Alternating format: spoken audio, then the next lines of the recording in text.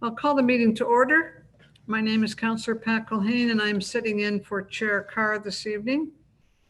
I welcome you to the Belleville Planning Advisory Committee meeting.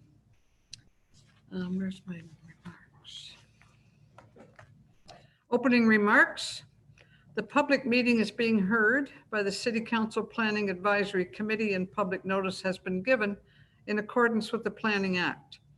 The non-elected members of the Planning Advisory Committee are Mr. John Balchutis, Mr. David Joyce, Ms. Catherine Brown, and Mr. Paul Jennings. Citizen appointees may ask questions and participate in the discussion in order to assist in making recommendations to City Council, but may not make motions or vote in connection with the public meeting. If a person or public body does not make oral submissions at a public meeting or make written submissions to the Planning Committee or City Council before the bylaw is passed, the person or public body is not entitled to appeal the decision of City Council or the Local Planning Appeal Board or LPAT. If a person or public body does not make oral submissions at a public meeting or make written submissions to the City of Belleville before the related bylaw is passed, the person or public body may not be added as a party to the hearing of an appeal before the Local Planning Appeal Tribunal, unless, in the opinion of the tribunal, there are reasonable grounds to add the person or public body as a party. Comments received at this public meeting, as well as written comments, will be considered by the Engineering and Development Services Department in analysis of the applications that were part of the public meeting tonight. For further information on how to provide comments to the city regarding an application from this public meeting, please email planning@belleville.ca. A recommendation report will be brought forward upon receipt of all agency and public comments in the future. Any persons wishing to be advised of the Belleville Planning Advisory Committee's recommendations with respect to today's applications are requested to provide their name and address, as well as the application in which they have an interest, in writing to the City of Belleville. So, attendance. Everyone, Councillor McCaw is sitting in, and we have noted that Councillor Carr is unable to be with us this evening. Now, I don't see the others. Every attendance is complete, as noted. Disclosure of pecuniary interest and the general nature thereof. Councillor Williams. Thank you, Madam Chair. I have two, one for the City Council Planning Committee meeting 3.1, and for the PAC meeting, I have 6.1. So noted. And Councillor McCaw.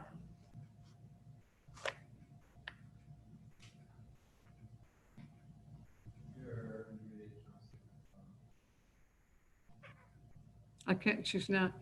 You're muted, Councillor McCaw. Okay, can you hear me now? Yep.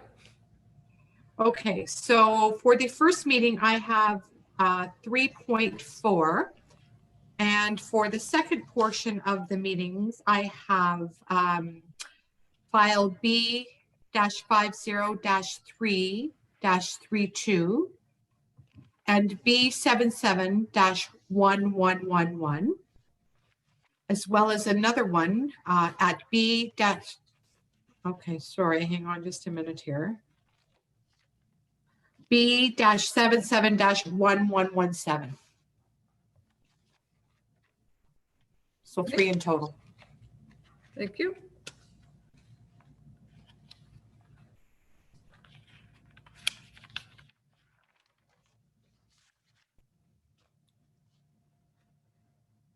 Item 3, public meeting, the Planning Act. 3.1, file number B77-1105. This is a notice of complete application and introductory public meeting for application for proposed amendment to zoning bylaw number 3014 as amended, Millennium Parkway, part of lots 29 and 30, Plan 22, Part 6, Plan 21R 20584, City of Belleville, County of Hastings. Owner is 273778 Ontario Limited. Applicant is Sunny Punya. Staff presentation, we have staff introduction from Desta McAdam, Manager of Policy Planning. Thank you, Ms. Chair. Out of habit. I will just provide a brief overview of the application. So the subject land is approximately 0.6 hectares in size, 53.42 meters in frontage along Millennium Parkway. The subject land is currently vacant, zoned service industrial with special provisions and a holding symbol, and designated commercial in the official plan. The application proposes to rezone the subject land to permit a 5-story, 95-room hotel development. The application is seeking relief on a variety of zoning provisions, including front yard setback, maximum building height, minimum landscaping strip, and minimum landscape parking width provisions.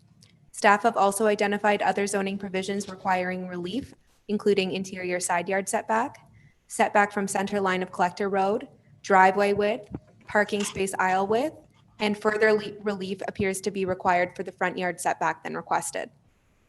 Staff have received correspondence from several residential property owners and community living Belleville with concerns regarding the development. All submissions will be included and addressed in the recommendation report.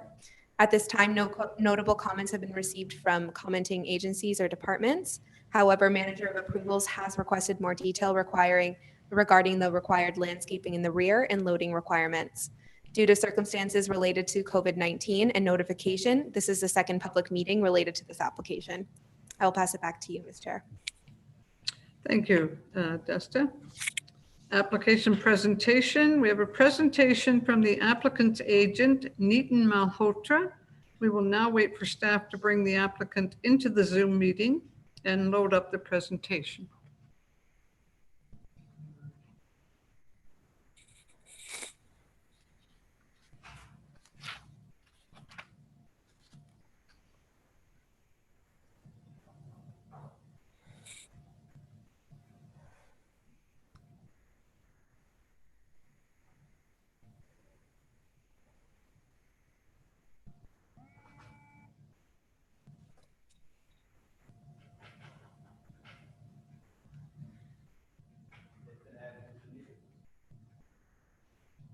Welcome, Mr. Malhotra. I just don't see him. Hello, can you hear me? Okay. Yes, we can hear you. Go ahead, sir. Okay, great. So good evening, everybody, and thank you for having us. Madam Chair, as was pointed out by Desta, this is the second time we have come forth in front of the council. We came 2 months before on June the 1st to make almost a carbon copy similar presentation, and for which we have a notice of complete application and a notice of approval to proceed ahead with this rezoning application. Since then, we were informed by the staff that there might have been some minor, probably due to COVID-19 irregularities. Some people may not have gotten the mail, and the wording on the sign that was provided to us by the city could have been worded a little bit better. Hence, it was recommended by the staff that we come and present, this presentation all over again. So here we go. We're hoping that by the end of this presentation, the verdict would be similar as it was 2 months ago. And with that, how should I say, understanding and hope, we are proceeding ahead with this presentation. So you can see we have very nice rendering done of this development. This rendering was not there the first time around. We are currently showing the brand new modern look of this new Hilton product that we are trying to bring into this neighborhood.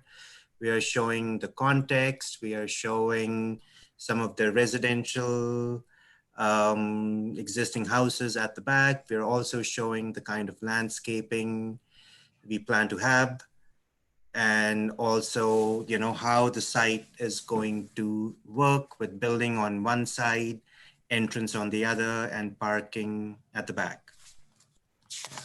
Can I have the next slide, please?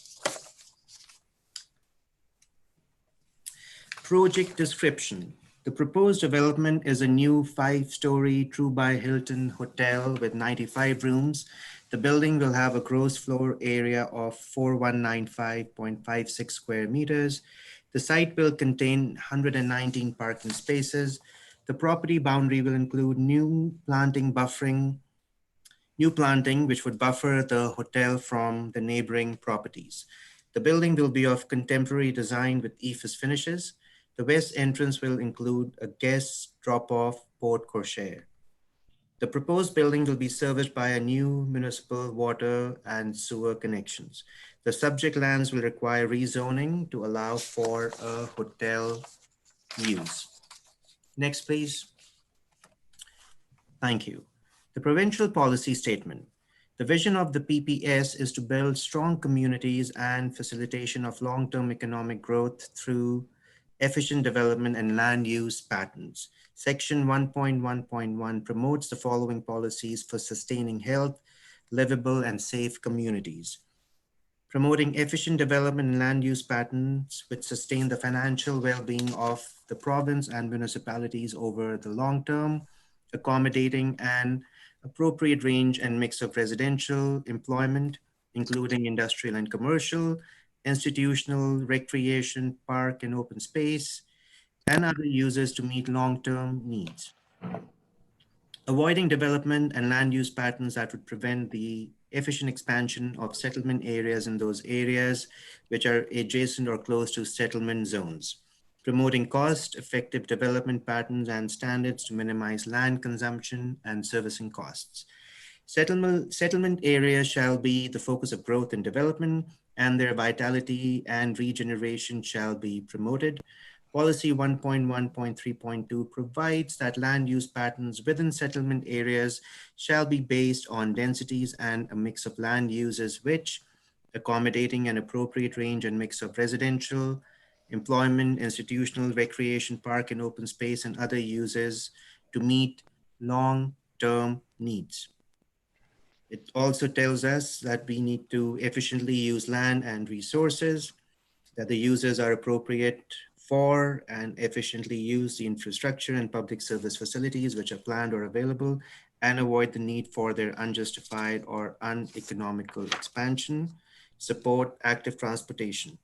The subject site is 5 minutes walking distance from Route 4, which connects to 20 Mall. Next slide, please. The subject land is designated commercial in the City of Belleville official plan in accordance with sections 3.1.2C and 3.1.2D. The proposed development is in the Bell Boulevard area. Bell Boulevard is one of the 4 district areas of major commercial activity. Hotel use is permitted in the Bell Boulevard area. Once again, hotel use is permitted in the Bell Boulevard area as per section 3.9.2.b. The Bell Boulevard area's role as a major focus of employment and retail activity within the region would be enhanced through development of retail, highway commercial and recreational commercial uses. As a gateway to the community, the image of the Bell Boulevard area should be enhanced through policies emphasizing a high level of urban design, coordination of separate developments to function cooperatively, landscaping, and efficient traffic circulation. Section 3.9.2.8. The proposed 5-story hotel building with high level of urban design, coordinated landscaping, and functional vehicular circulation would create landmark for the commercial area of Bell Boulevard. Site and surrounding areas. The subject site is located north of Highway 401 on Millennium Parkway between Cloverleaf Drive and Sydney Street. The total site is approximately 0.61 hectares with land covered currently with grass. The subject lands are currently undeveloped and do not contain any existing buildings or structures. The property is surrounded by Millennium Parkway and vacant land to the south, low-rise residential to the north, community living adjacent properties to the west, and medical services on the adjacent properties to the east. We have some aerial images of the site and the surrounding area. Figure 2 shows the aerial picture of this, giving you the surrounding context of showing the vacant land towards the south, the residential development on the north, and then the community and the community living and the medical services adjacent to the property. Next slide, please. Zoning bylaw amendment. Current zoning, service industrial S1-2-H, proposed zoning, highway commercial C1. The proposed zoning bylaw amendment is required to rezone the lands from service industrial S1-2-H zone to highway commercial C1 zone, as the current zoning does not permit a hotel use under the provisions of the Thurlow zoning bylaw 3014. As amended with site-specific development standards are required to facilitate the construction of the proposed hotel. Some of the variances or reductions we would be looking for would be reduction in a minimum required front yard setback from 12 meters to 5.05 meters, reduction in minimum required side yard setback from 6 meters to 4.589 meters, increase in maximum permitted height from 11 to 17.7 meters, reduction in landscaping strip for north of the subject property from 3 to 1.2 meters, reduction in parking space width from 3 to 2.4 meters, reduction in parking drive aisle width from 7 to 6.7 meters. Site plan. So this is a quick overview of the site plan as it's being proposed. Once again, the property is located at the north side of the Millennium Parkway. Total site area is approximately 6092 square meters.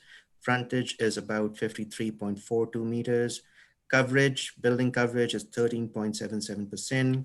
Landscape area is 14.23%. The parking exceeds the minimum requirement with 119 spaces. The site is proposed to have one vehicular access point. The entrance also acts as a fire route for the site.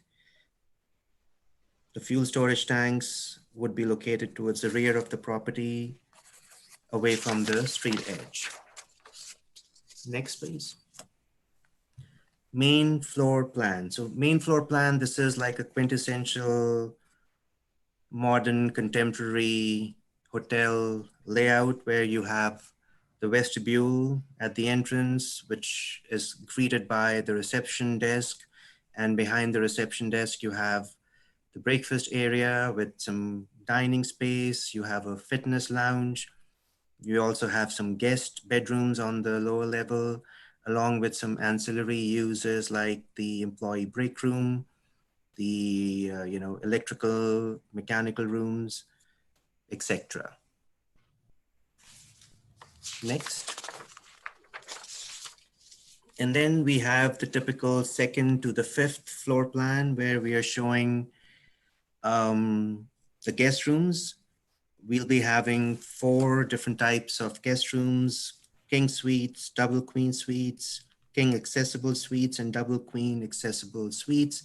Once again, this is a very typical layout. Of course, it's going to be much more upscale and upmarket because it's a very new look and a fresh design from Hilton, but it's a typical layout. You enter the room, there is a washroom, you have typical facilities like television and a coffee machine, and so on and so forth to, take care of the guests. Next slide, please. The next slide, we have some proposed elevations.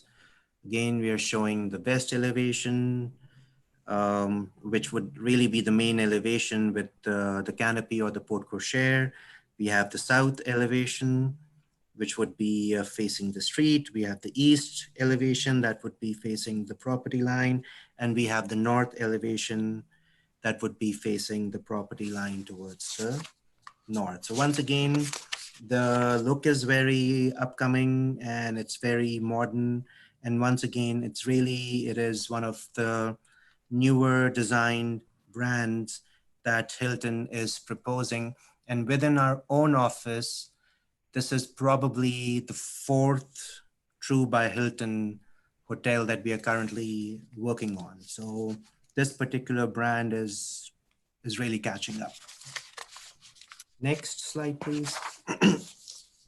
We have some perspective views, a view from the Millennium Parkway, and then we also have an aerial view and view from the northwest. Again, we can grasp the overall massing and how this building would sit on our site. May I have the last slide, please? And this is the last slide, which really is, how we began this presentation. Once again, looking at this aerial view, we can grasp this development in totality, the look and feel of the building, the placement of the building, how high it is, how the site is being developed, where the entrance is going to be, where the drop-off point is going to come, and how and where we are trying to plant the landscaping.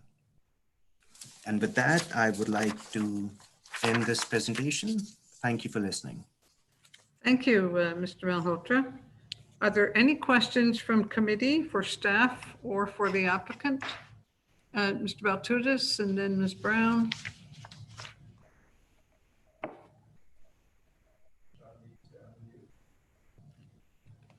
You're muted.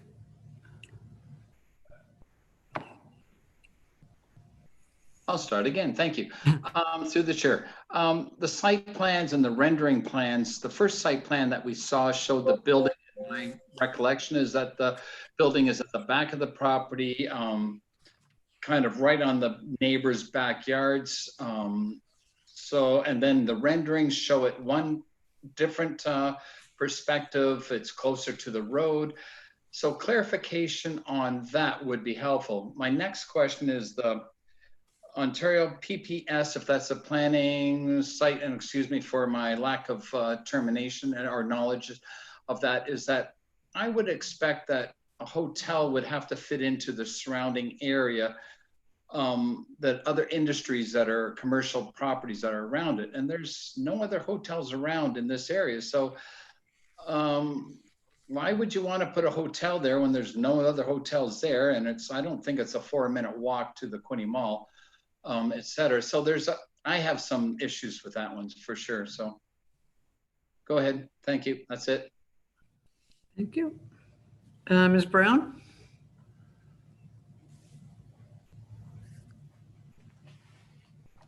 So I'd like to pose a question to the speaker, if I may. Given that this property really isn't zoned for this purpose, and that in order to try and fit the structure into the piece of land, it's going to require numerous. Initially, it was 5 exceptions, but now we've identified that there are a number more, as well as concerns being identified by the manager of approvals. The question I have is, why this property? Mr. Malhotra? Yes, so through you, Ms. Chair, so Councillor Baltutis, so to answer your first question regarding the site plan, we have not changed any layout. We never had enough time, to make the changes, and we felt that the site plan that we had presented 2 months ago was very appropriate layout. Even if you look at a current presentation, the building is pushed towards the north of the property. It is really far, far away from the residential properties towards the north of our boundary line. And that's exactly how it has been from day one. We have a site plan application that we have made, which is exactly the same as is being presented on this current presentation that we have made. And the 3D rendering that we have done, it's basically, that is really the only add-on that we have for this particular presentation. Other than that, this presentation is exactly the same as what we had presented 2 months ago. And we feel the hotel is far away from the residential zone at the back. And the site plan and the 3D renderings are well coordinated and they match each other. To answer your second question, sir, it is, yes, there's the PPS, but then there's also the Belleville official plan. And based on the City of Belleville official plan 2018, this is part of the Bell Boulevard area, in which, in fact, hotel is a permitted use. So,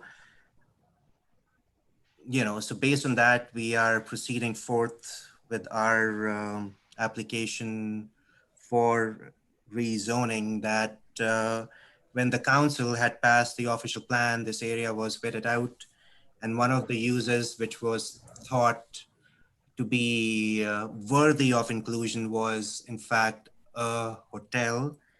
And once again, based on that belief, we are proceeding forth with this rezoning application. And you're right, there aren't too many hotels in this area. Well, that's probably a good reason to have one. There's less competition. And the brand, the Hilton has done, they typically do their own market analysis before giving out the flag to, to the franchisee. So they do their due diligence, and they've done their due diligence, and they feel from their point of view, it's a good location. A hotel, a product like the one that we are proposing would be quite successful in this area. Thank you, Mr. Malhotra. Councillor Kelly is waiting. Ms. Brown, if I could allow him to go ahead, and then I'll come back to you. Is that all right? Councillor Kelly? Thank you, through you, Madam Chair. Mr. Malhotra, thanks for the presentation tonight, and thanks for your interest in investing in Belleville. This would be, if everything was to go forward, we just had a Hilton open up today on Walbridge Loyalist Road, Bell Boulevard. If this all goes through and we have a new hotel on Millennium Parkway, how many employees do you plan on having? Do you have any guesstimate where you'd be with that? I would say anywhere from 10 to 15 employees, but we do have the owner as well. I'm not sure if Sunny is listening to this presentation, if he would like to, if there's any possibility of him joining this discussion. I don't believe he's been admitted yet. Oh, That's fine, sir. I see. Okay. But 10 to 15 people at a minimum, Councillor Kelly. All right. Thank you, sir. Thank you. Ms. Brown? Just a follow-up question, Madam Chair. Thank you.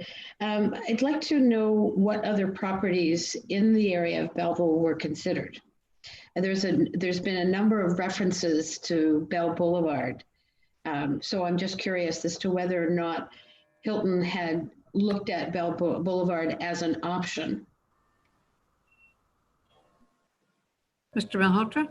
Yeah, so this is in, well, actually, funnily enough, we actually have a project going on close to Bell Boulevard and I believe the Loyalist Road. It's going to be a new McDonald's, that we are proposing near the Pioneer gas station.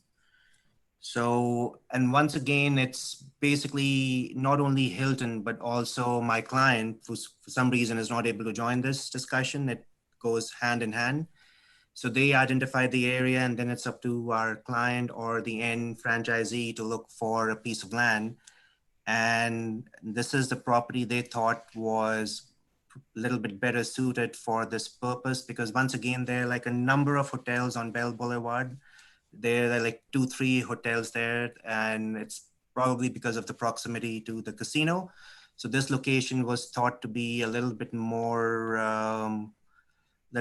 conducive. They thought the competition is going to be less, and also of its proximity to the 401. Thank you, Mr. Malhotra. Any further questions? Then we move to other speakers. I'm sorry? Oh, Paul, I'm sorry, Paul. Go right ahead. That's okay. Thank you. For you. I have some questions about the landscaping and the separation with the residences to the north. Now, the new rendering shows several trees along the back property line and the side property line, which the landscaping plan don't show. It looks like you're only planting 4 trees in the back. And I guess I'm just wondering, how many mature trees will you be taking out when you clear the land, and how many will be left between the residence and your parking lot? Thank you, Councillor Jennings. So this is, you're looking at the landscape plan that's on our site plan, the site plan that was presented. Are you looking at that, or Yep. the landscape? Landscape plan has 4 trees along the back. So the landscape plan that was presented to the city as part of the site plan application. Yeah, it has exactly 4 trees. You're right, Councillor Jennings. So that will obviously be super corrected. Yep, point well taken. We'll have enough trees to make sure that the properties at the back there's a proper buffer. And as for how many trees, I wish I can give you the exact number, but there'll be enough trees to ensure that the properties and the homes at the back have a proper buffer and screening. So it'll be trees, and it would also be shrubbery that's going to be planted. Okay, so the survey, the original survey, topographic survey, didn't include the trees in the survey. Are any of the large trees going to remain, meaning they're in the residential property yards, or will all those trees from the aerial photograph be knocked out because they're all on your property? Do you know that?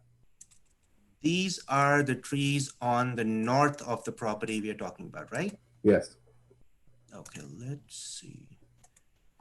So you're saying the survey is not showing these trees right now? The topographic survey doesn't show trees. It just shows the contour lines. Yeah. Right. So it's hard to tell which trees are actually going to be removed when you guys clear the lot, because you're putting the parking lot right to the back property line by the looks of it, within a meter or two. Right. Just let me open up my file. 1 minute, please.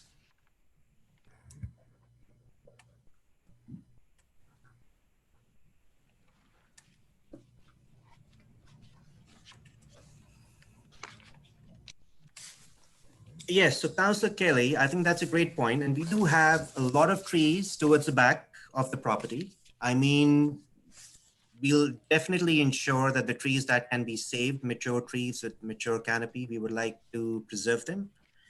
And the ones that cannot be preserved, there obviously would be replaced. You know, the intention here would be to ensure that there is a proper buffer on the north property line. Okay, I appreciate that. I don't think that's reflected in the landscape plan at all. So I think that's something that maybe somebody should insist on being adjusted. Sure. That's all I would say. If you're planning to do that, if you're truly planning to do that, it should be on the landscape plan that you're going to be replacing several mature trees in the back there. Sure, sure.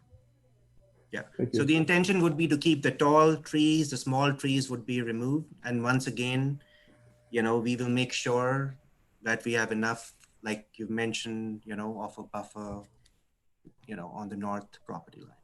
Yeah, it clearly looks by the landscape plan, you won't be able to save any trees because the parking lot goes right up to the property line. So I guess it's the replacement plan that would likely want to be solidified by the neighbors to the north. Okay. Thank you. Any further questions? Seeing none, thank you, Mr. Malhotra. Other speakers supporting or against the application? In support of the application, we have Mr. Sunny Punya as owner applicant speaking in favor. We remind everyone speaking for or against an application to limit their comments to 5 minutes and that they also have the opportunity to provide written comments. Mr. Punya?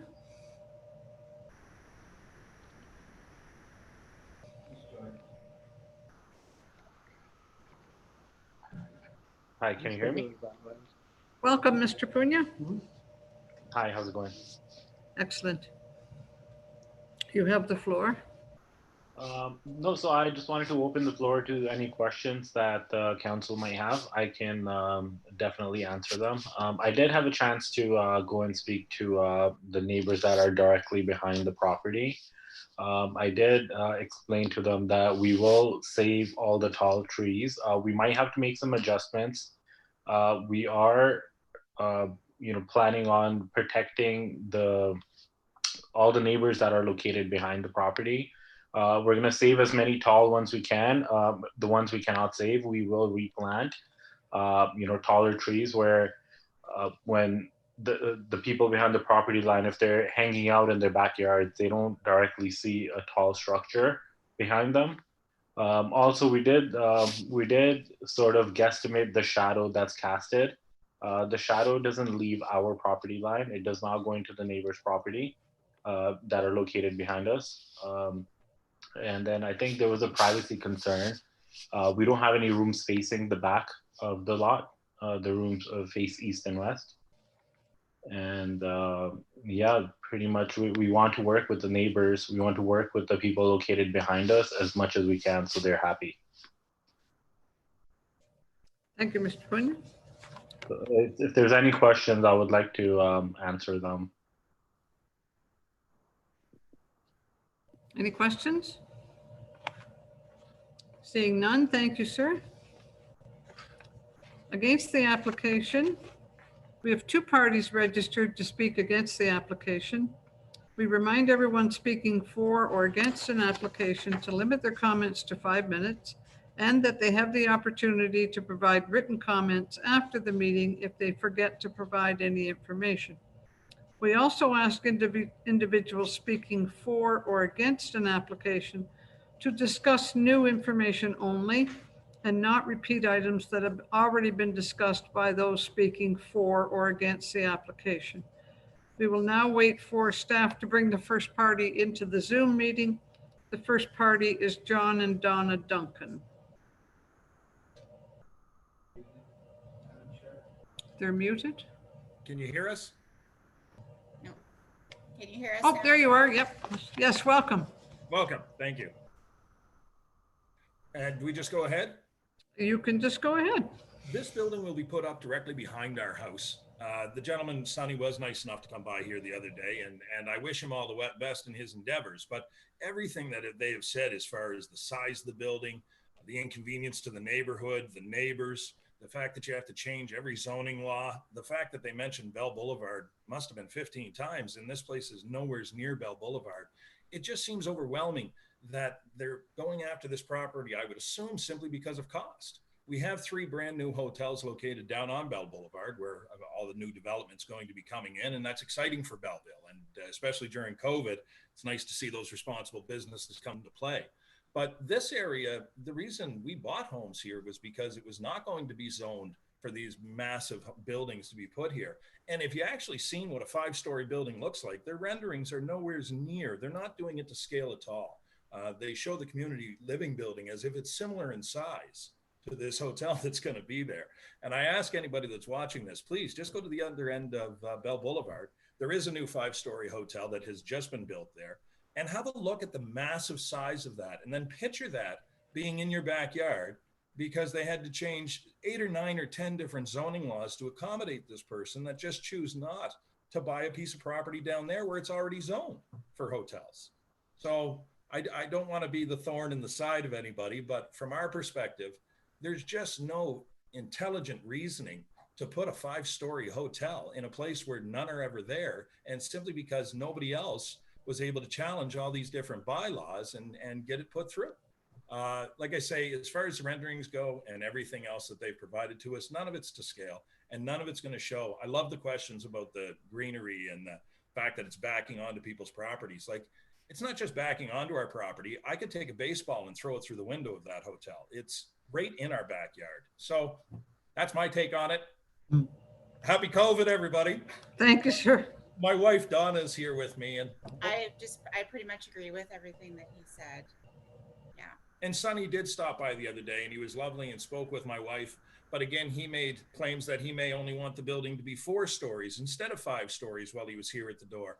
And I mean, if it was a 3-story building, that'd be a much different ballgame than what we're talking about. But this is going to be a massive eyesore in our backyard. And when we bought this house in October, again, we bought it knowing that we could make the neighborhood a little nicer and beautify our home. And now we're going to have a skyscraper in the backyard. So it's just one of those things that I think that all the new development's great, but I think we should keep it down on Bell Boulevard where it's zoned. I don't think we have to change existing laws to bring in this one hotel. I just don't see why we would bend all these rules for one particular citizen and for the sake of 10 to 15 jobs. Thank you, Mr. Duncan. Not at all. You guys have a great day. I want to say thank you to all you in council for looking after us here during this COVID too. You guys have been amazing. We appreciate all the help and we wish all you guys the best. It's our IT department who have done all the work and we give them the credit. Well, it certainly wasn't me.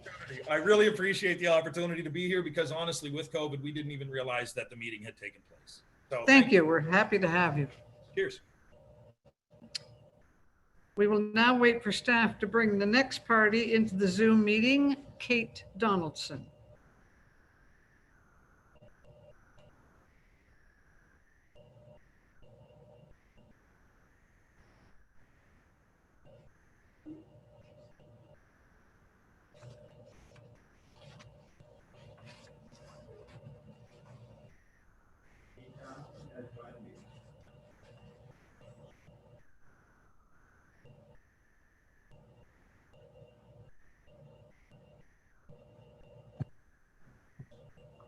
Okay, I can't see myself, but can you hear me? We can certainly hear you, Kate. Welcome. Great, thank you. First of all, the Duncans are next door neighbors of ours, and thrilled that he speaks much more eloquently than I do. But my husband and I, Chris, have organized a petition on our street. The petition that I've submitted to City Council has over 60 signatures on it. Everybody on our street that we've approached has signed the petition. We weren't able to get in touch with everybody, but this is definitely something that is not wanted in our backyard. I will read to you, if you don't mind, just give me a minute. I'll read to you the petition. We believe that this would greatly impact our privacy and enjoyment in our backyards to have a building of this height overlooking our properties. The original bylaw stated this building could only be 1.5 stories, and we are opposed to any changes to that. As well, we are concerned about the added traffic and noises would bring to our already busy neighborhood and the decline of our property value. No one wants a 5-story hotel in their backyard. When I sent in the petition, submitted this petition, I included this email that I'd just like to read because it kind of sums up. My husband, Chris, has lived on this street for over 50 years on Cloverleaf Drive. We are not new to Cloverleaf Drive. We've lived here for a long time. My husband grew up on this street, and we have 5 children that we've raised in our home here across the street from where he grew up. As you can imagine, the changes in our area have been astronomical. Chris often reminisces about the rural community he once enjoyed. We have seen major developments to the north and also to the south of our property. We've accepted this sort of as growth is inevitable. However, at some point in time, we need to say enough is enough. That time came when we learned that they wanted to put a 5-story hotel in our backyard. So like has already been discussed, I believe that a hotel, if one's needed, needs to go on Bell Boulevard. We have hotels to the west of us. We have hotels to the east of us. What benefit would this have to our neighborhood to have a hotel in the backyard? None. We weren't happy when Walmart came. We weren't happy when Lowe's came because it changed our little rural community. However, we go to Lowe's, we go to Walmart. We are never going to use that hotel. What purpose does it have for our neighborhood? And as far as the noise, no one's really talked about the noise of a hotel. So we kind of were wondering, why would people go to a hotel? So one of the reasons I know is for the casino. Those people are on holidays enjoying themselves late at night. The other reason were sports tournaments. And as a parent of a child who's on a rep hockey, I know what hotels are like for sports tournaments. They are anything but quiet. So this is something, again, that we do not want in our backyard. And I just want to reiterate too about the miscommunication. We were aware that there was a planning meeting, and we were also aware that it was canceled due to COVID. And unfortunately, we were not given notice that this meeting had been had a new date set. So that was why I know the media has been all over the fact that there have been no residents on this street that are opposed to it. But we are opposed, and thank you for giving us the opportunity now to present to you why we are opposed to this in our backyard. Excuse me. Thank you. Thank you, Kate.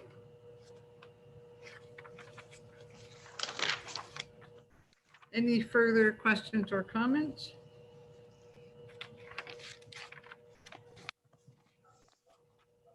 And we move to, I'm sorry? Oh, David Joyce says.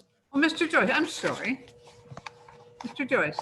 Yes, thank you. Can I get a definition through you, Madam Chair, to staff? What is the Bell Boulevard area? We seem to keep coming back to that, talking about Bell Boulevard, but what is the definition of the Bell Boulevard area that they're referencing as part of this application? Can someone in staff define that for us? That would go to Mr. Ashton, I believe.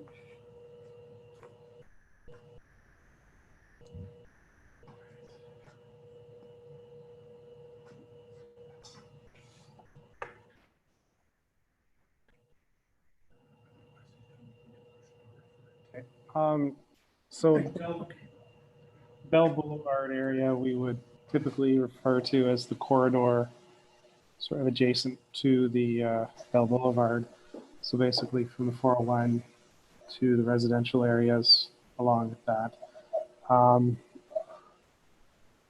That area, I would have to double check. I don't have the official plan in front of me, but I would consider that a different area. But that kind of got brought up.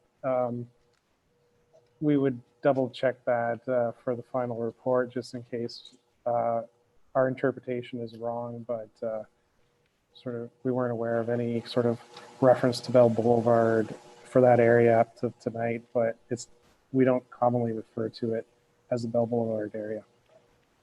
And excuse me, I would agree. That's where the confusion is, and we reference Bell Boulevard, and I have to agree with my colleagues. It just seems to be in the wrong place. It's a beautiful hotel, but I think it's in the wrong place. But I know we've talked about Bell Boulevard area, and I'm not saying it should be on Bell Boulevard either, just that I'm trying to wrap my head around what makes sense in terms of the zoning and the fact that there's 6+ relief provisions in that zoning, which speaks volumes in itself. So still wrestling with this a little bit, but we'll wait to get the final report on the Bell Boulevard area and some of the other questions that my colleagues raised. Thank you. Any further questions, comments? Seeing none, a motion please to move it to the regular meeting, planning meeting. Councillor Kelly and Mr. Jennings. And that's carried. Oh, has to be council, sorry. Councillor Kelly and Councillor McCaw. And that's carried. Item 3.2. Item 3.2 on the agenda tonight is file number B77-1114. This is a notice of complete application and introductory public meeting for proposed amendment to zoning bylaw number 3014 as amended, 1243 Zion Road, City of Belleville, County of Hastings. Owner Brian, Andrea, Jeffrey, and Darlene Sills. Agent Keith Watson of Watson Land Surveyors Limited. Applicant Brian and Andrea Sills. Staff presentation. We have a staff introduction from Desta McAdam, Manager of Policy Planning. Thank you, Ms. Chair. The subject land has 330 meters of frontage along Zion Road and is 37.9 hectares in size. It's currently improved with an agricultural use as well as a single detached dwelling and accessory building. The official plan designation of the subject land is agriculture and mineral aggregate. Consent application B820 provided provisional consent to sever the surplus residential dwelling from the surrounding agricultural land. The applicant is proposing to rezone the severed parcel from prime agriculture zone to rural residential zone. This would permit the existing residential use, and also to rezone a portion of the retained parcel from prime agriculture zone to a prime agricultural zone with special provisions to prohibit future severances. The land designated mineral aggregate will not be affected by the proposal. And as of this time, staff have not received any correspondence from the public regarding the application, and no notable concerns have been received from our commenting agencies. Quinte Conservation, Environmental Services, Fire Department, Recreation and Culture, and Transportation and Operations Services have all provided no objection or no concern. I'll pass it back to you, Mrs. Chair. Thank you. Ms. McAdam. Application presentation. We now have a presentation from the applicant's agent, Keith Watson. We'll wait for staff to bring the applicant into the meeting.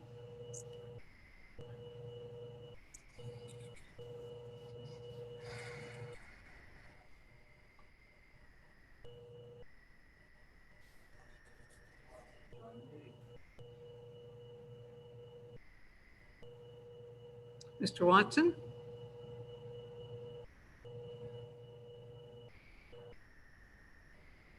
Hello, can you hear me? Welcome, Mr. Watson. You have the floor.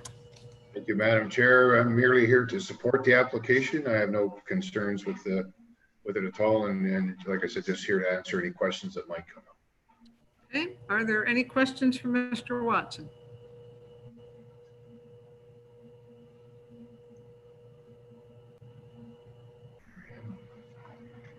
Councillor Kelly, any questions for Mr. Watson? Seeing none. Other speakers supporting or against the application? We have no one registered. Thank you, Mr. Watson. Then a motion to move the item to the Planning Committee meeting. Moved by Councillor Kelly, second by Councillor Williams, and that's carried.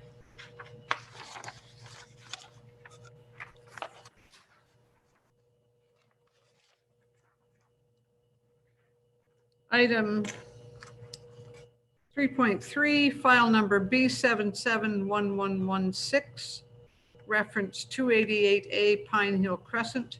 Item 3.3 on the agenda tonight. This is a notice of complete application and introductory public meeting for proposed amendment to zoning bylaw number 3014 as amended, 288A and 288B Pine Hill Crescent, City of Belleville, County of Hastings. Owner Thomas and Kathy Reed, applicant Peter Reed. Staff presentation. We have staff introduction from Desta McAdam, Manager of Policy Planning. Ms. McAdam. Thank you, Ms. Chair. The subject land has approximately 340 meters of frontage on Pine Hill Crescent and 22 meters of frontage on Clearview Road and is 8.45 hectares in size. It's currently improved with two single detached dwellings known respectively as 288A and 288B Pine Hill Crescent. The official plan designation of the subject land is rural. Consent application B2819 provided provisional consent for the severance of 288B Pine Hill Crescent from the larger retained parcel. The applicant is proposing to rezone the severed parcel from a rural zone to rural residential zone as a condition of the consent. As of this time, staff have not received any correspondence from the public regarding this application. No comments and concerns have been received from Environmental Services, Fire Department, Recreation and Culture, and Transportation and Operations Services. With that, I will back to you, Mr. Chair. Thank you, Ms. McAdam. Application presentation, we have the applicant Peter Reed speaking on behalf of the application. We'll wait for staff to bring Mr. Reed into the meeting.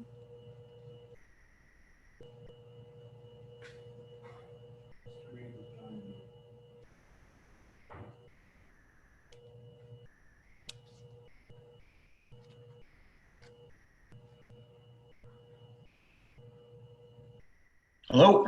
Welcome, Mr. Reed. You have the floor. Thank you. I'm just here supporting my application. It's the subject of the rezoning. The severed parcel is the land I currently live on. I live next door to my parents, who are the owners, but we're looking at trying to change that so that I'm the owner of the land I'm on. So that was the purpose of the severance and now the purpose of the rezoning. So I'm just here to answer any questions anyone might have. Thank you, sir. Are there any questions for Mr. Reed?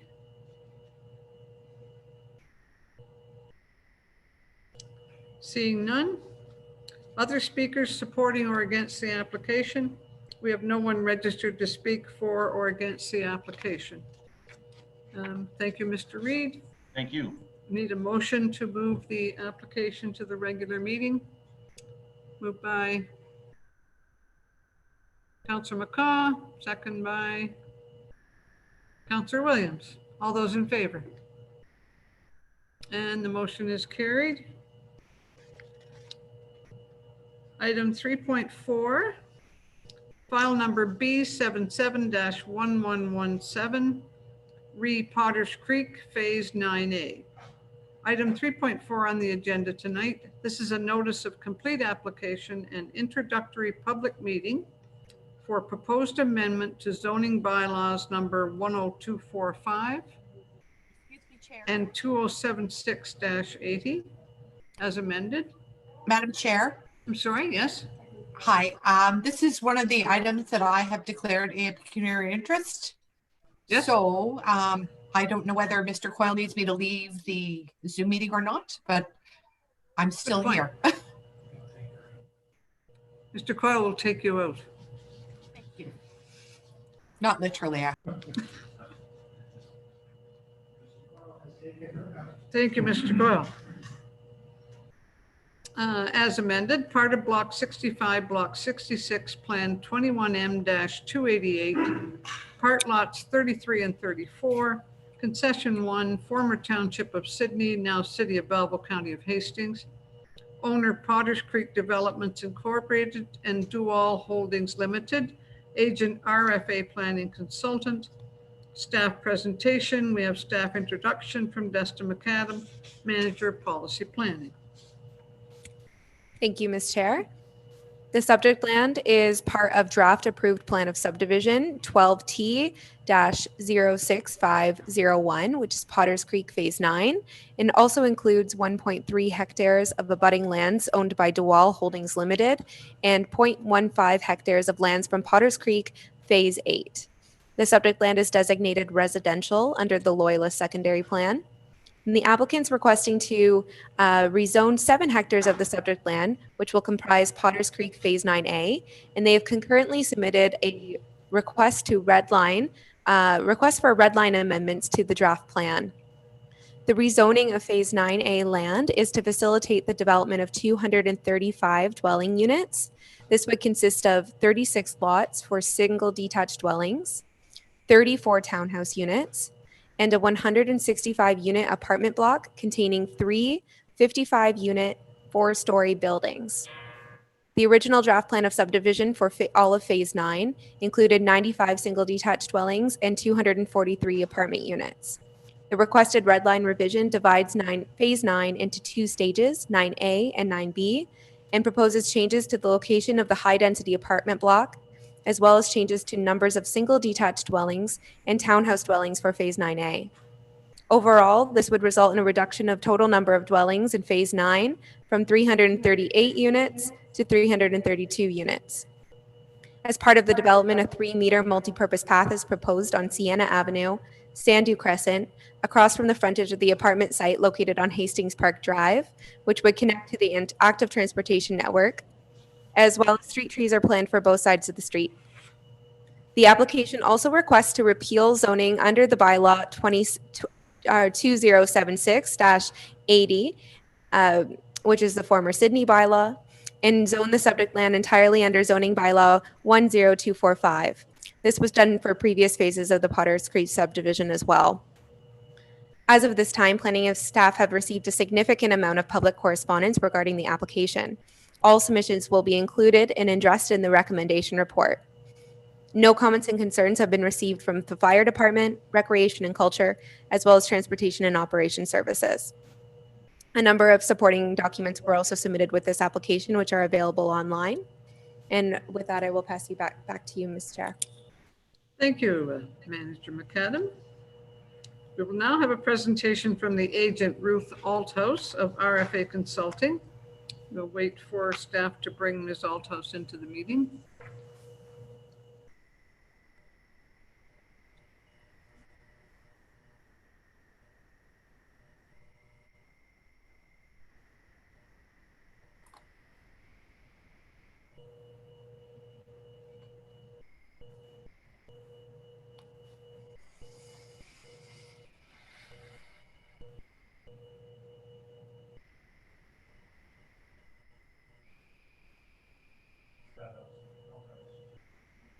Welcome, Ms. Althouse. I can't hear.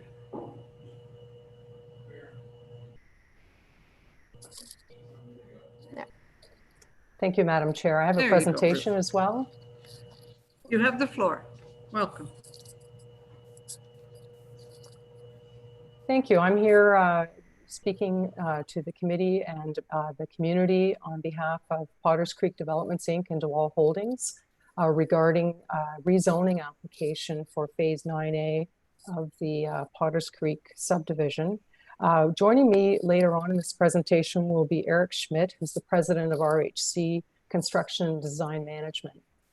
Next slide.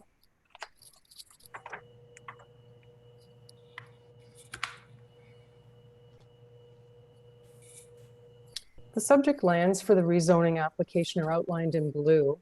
As mentioned, it consists of 7 hectares, and it's the north part of the existing Potters Creek subdivision.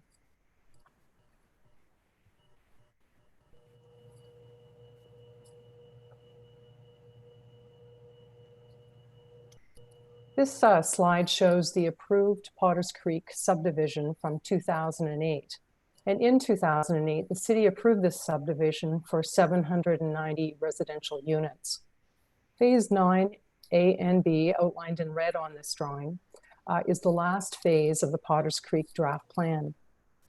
The original draft plan had 243 apartment units in Phase 9, and Sienna, which is the north-south collector road, will tie into Avonlow Road at the north terminus of Phase 9B as a condition of the draft plan approval. Each phase of the Potters Creek subdivision has been a separate rezoning application as each phase has come forward at the detailed stage.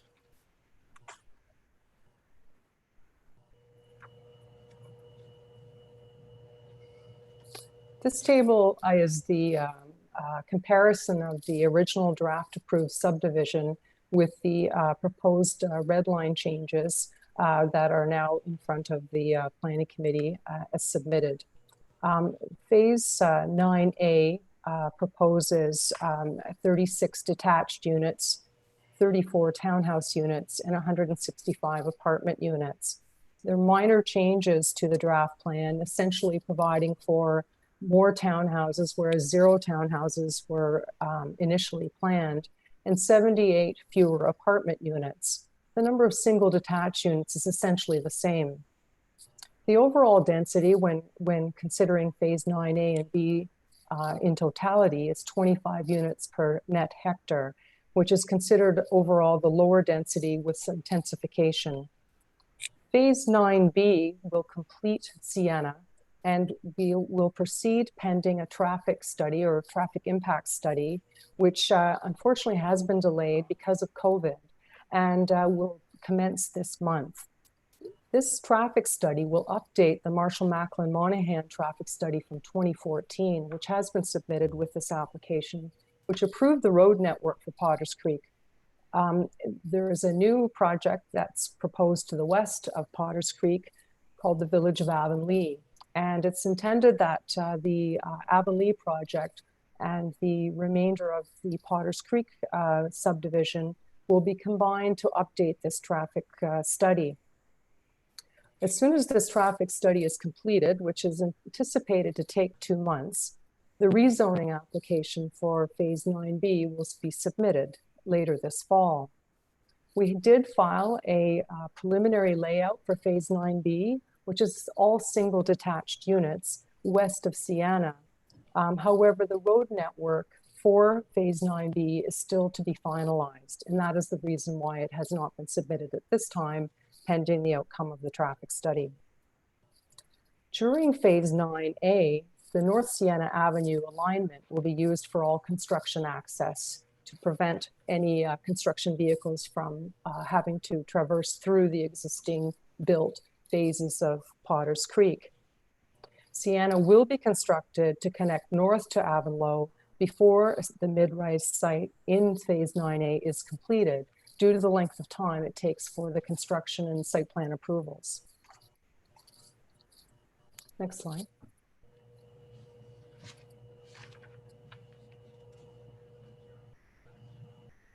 This slide is to illustrate in more detail the original location for the medium and high density blocks within phase 9 of Potters Creek subdivision. Block 461, which is at the corner of Hastings Park or Hastings Park Extension and Sienna, where building 1 is now proposed, was originally approved for 71 units. This is the building that would be the closest to the existing residents in the Potters Creek subdivision. What is now proposed at this location is less density, 16 fewer units, and a reduced building height, a 4-story building versus a 5 to 6-story building that would have been required to accommodate the allocation. Block 462 is immediately adjacent to phase 9A, and it was approved for 172 units. The building height at this location would be 8 to 10 stories to accommodate the proposed density. As mentioned, the parcel for the 3 mid-rise buildings for phase 9A, essentially where 9A is written on the slide, was enlarged by Potters Creek Developments through a consent application by purchasing 1.3 hectares from DeWalt Holdings. This allowed for the arrangement of the mid-rise buildings to be less concentrated and to provide for more on-site parking and amenity areas. I could just have the slide come down a little bit further, if that's possible. The overall plan now proposes lower building heights than what was initially approved in 2008, fewer apartment units overall, 78 fewer, 100 plus fewer cars from the apartment complex, a more dispersed and less dense built form and site layout. And I've calculated that it's 165 units on 2.5 hectares versus 243 units on 1.9 hectares. And the translation of density of that would be 66 units per hectare versus 120 units per net hectare. Thank you. Next slide.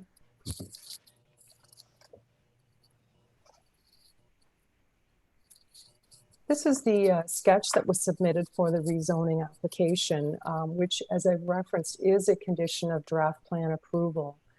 And each phase of Potters Creek has come forward in this basis rather than zoning the subdivision at the time of draft plan approval. We are proposing to use zones that exist within the existing Potters Creek subdivision, as suggested by planning staff, I should say.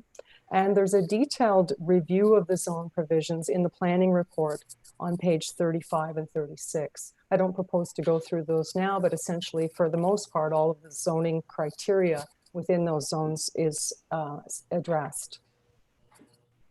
Next slide.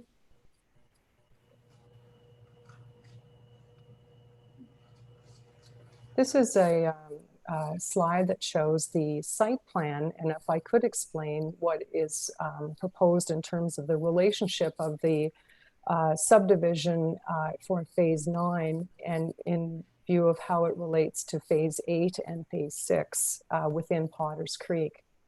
The subdivision, as approved in 08 and is now being put forward, proposes 3 types of single detached lots. And these are shown in the top of the legend with the various frontages and mostly in the yellow tones. And they are situated adjacent to the existing single detached lots on Butternut Court and Deacon Place. So there'll be new single detached lots essentially backing onto existing single detached homes.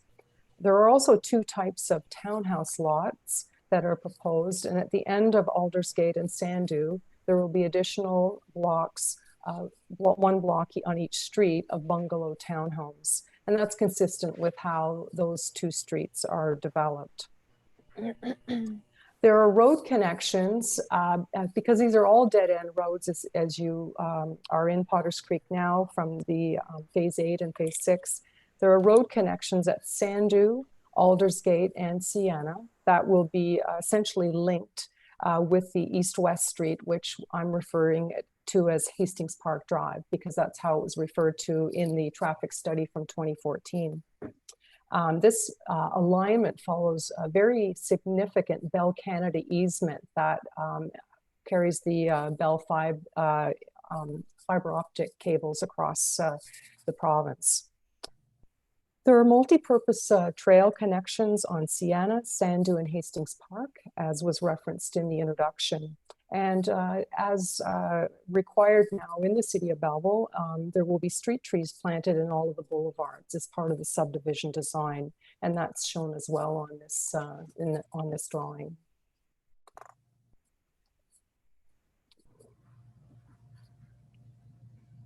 If we could just tip the slide up a little bit more so that you can see all the, thank you, that's good. Oh, just back a little bit, thank you.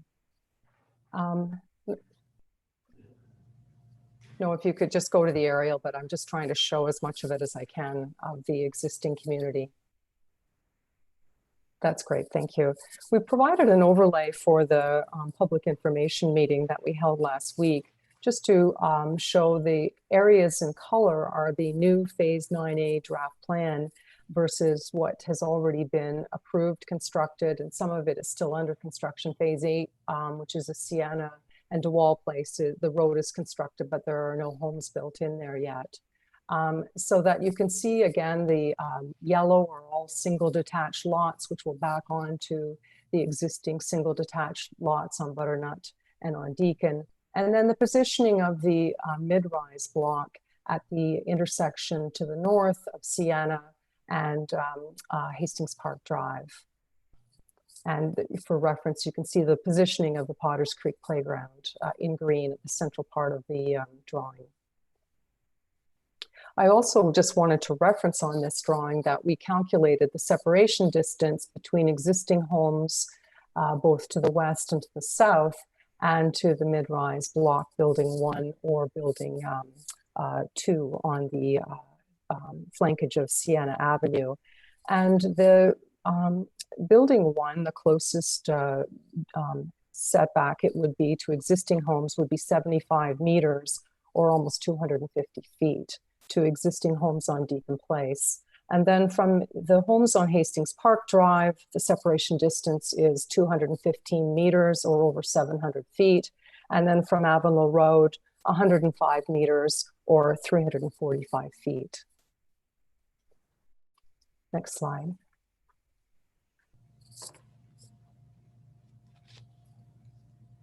The mid-rise site plan is shown here in a very simplistic version of it. Will be developed by Reed's Heritage Construction, and they will be joining the presentation when I finish my portion. As referenced, the buildings would be positioned at the corner of two collector roads so that the buildings would frame the streets. There are 3 buildings proposed. Each would be 4 stories, and they would be rental buildings, and there would be a central amenity building that would be shared amongst all of the residents. Each building would consist of 2-bedroom units, and there'd be 55 in each. The parking that's proposed for the project would be significantly more than what's required by the City of Belleville bylaw, which is 1.25 spaces per dwelling unit. It would be proposed at 1.7 parking spaces per unit, and the parking itself would be screened from the streets. Essentially, the building would frame the streets and the parking would be in behind that. There would be a future connection to Sienna Avenue at the north. That would be part of the site plan that would be approved for the mid-rise buildings. At least 40% of the site would be landscaped, and there would be street trees and privacy fencing.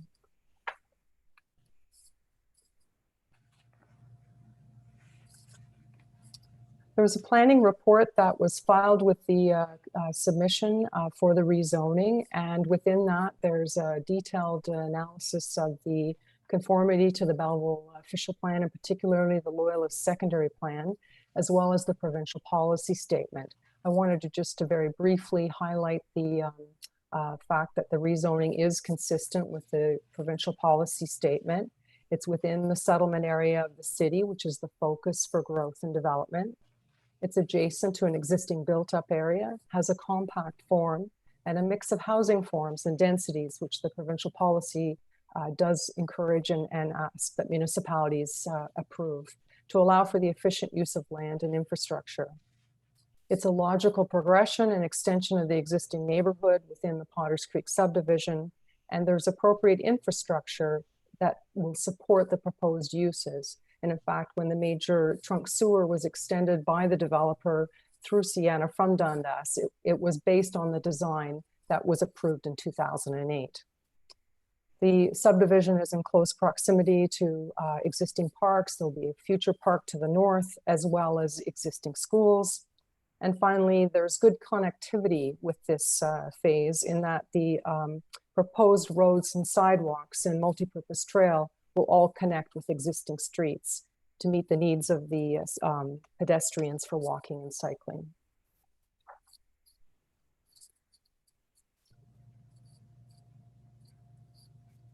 As referenced, we did hold a public information meeting on Thursday, and we did hear the concerns from the neighbors that live in the area.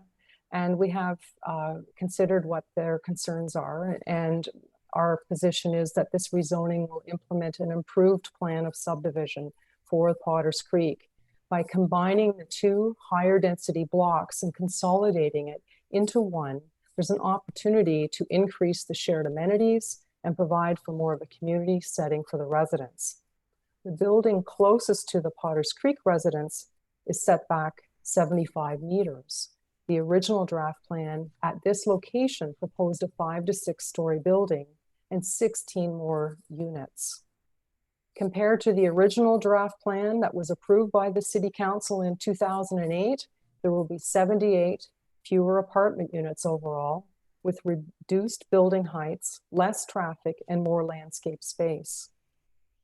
Finally, on behalf of the applicants, Potters Creek Developments, I wanted to just summarize by stating that they are developing these lands to provide a full range of housing products that Belleville will need for future residents, and according to the city's allocation that was approved in 2008.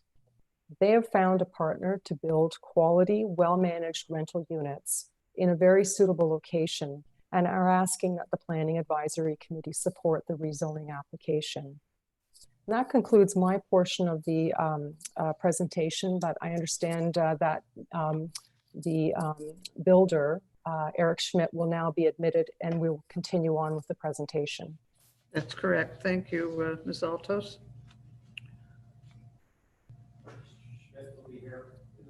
Mhm.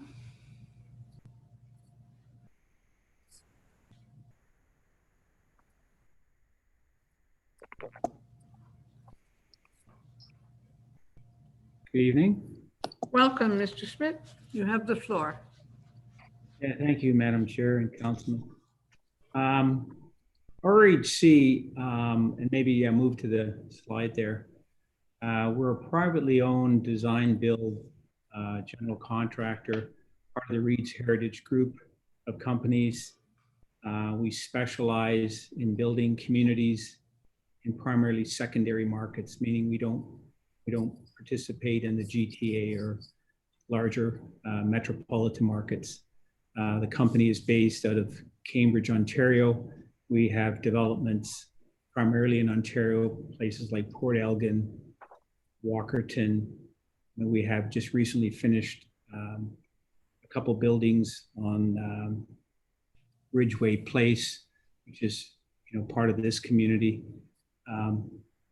But we do specialize in mid-rise buildings because of the demand from our clients. In this particular case, Skyline, who is one of the largest private real estate investment trusts in Canada with over $5 billion in assets.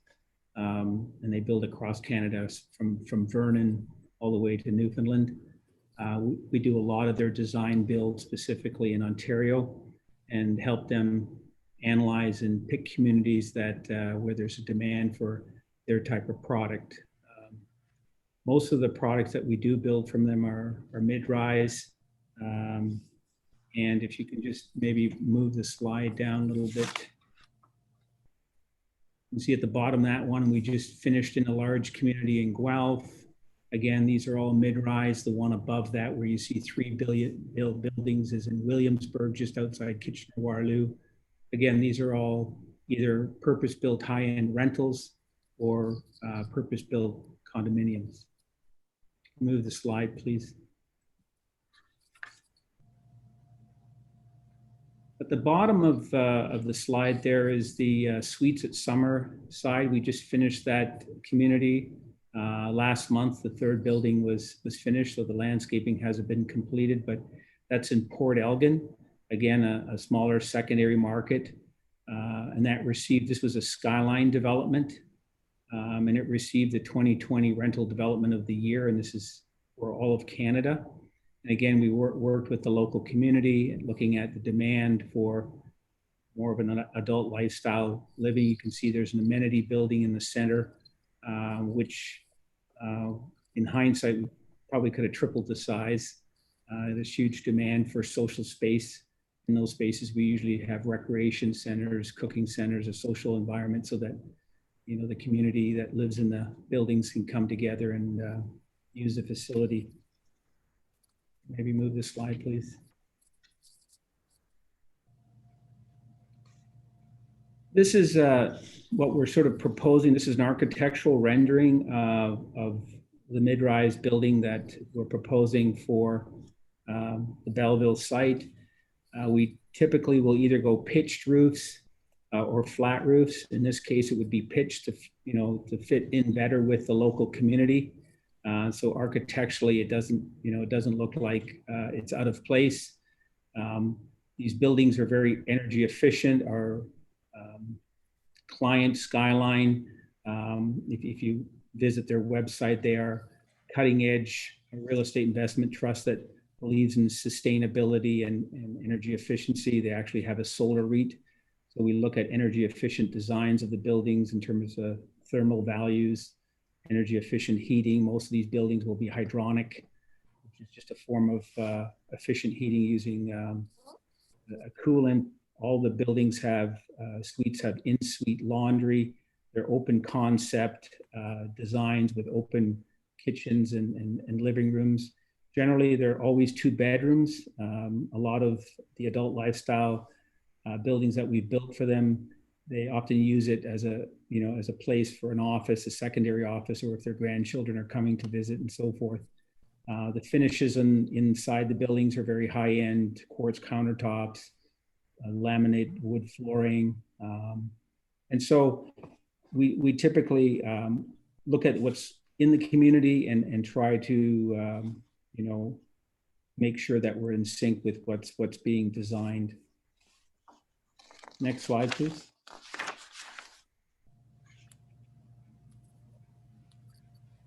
One more.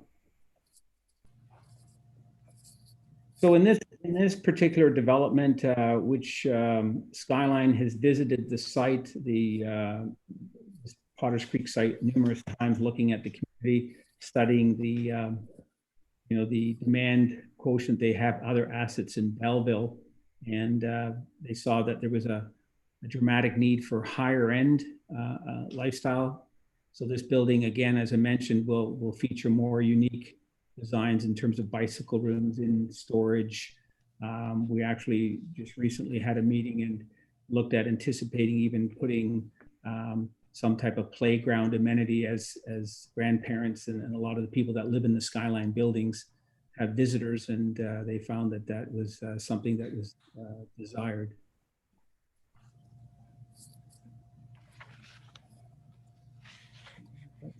Pretty much it, Madam Speaker, Council. Sorry. Are there any questions for staff or applicant from the committee? Mr. Beltutis. Thank you for the presentation. It looks very interesting to see developed in the future. I guess the two questions that I would have is, one, I guess maybe this goes to the city of Belleville. Is there bus routes going in up and in through that area? Because it looks like an awful lot of people may need transportation if they don't have cars. It's not a bad spot to live. And if the public transportation is going through that area, that would be great. And then the second one is these low-rise, high-rises, whatever you want to call them, do they have elevators in them, 4 stories? Would there be an elevator in something like that? So there's my two questions.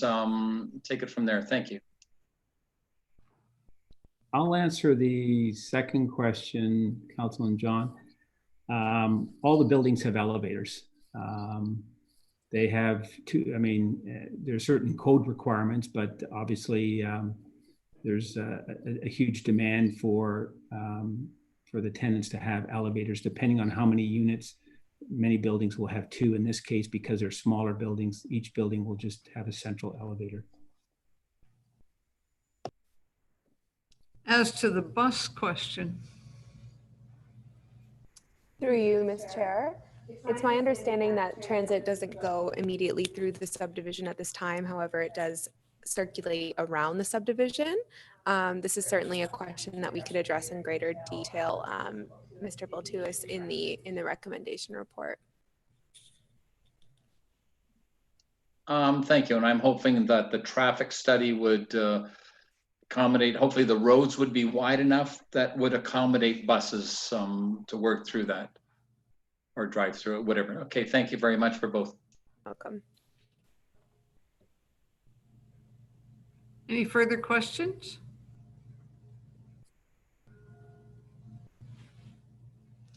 Seeing none.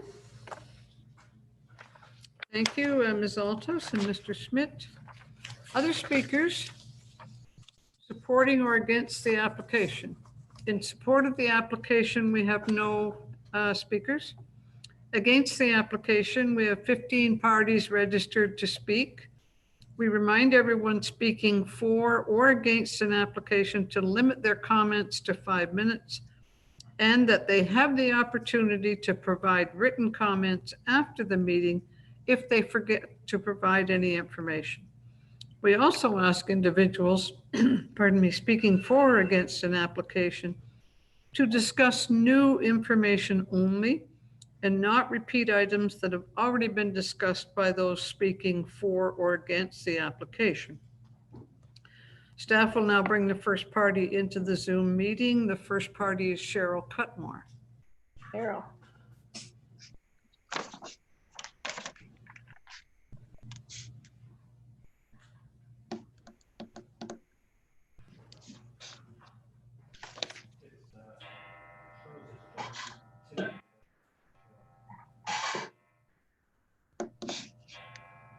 Hello.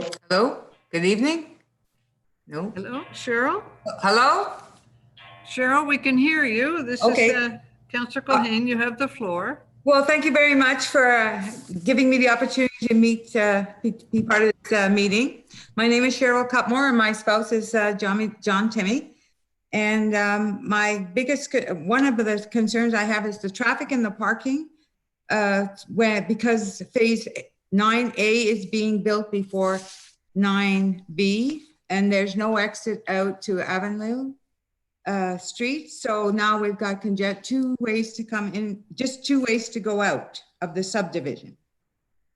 And according to, and next thing I have to say is the provincial policy standards ask for to make this community strong and healthy community, not just apartment buildings.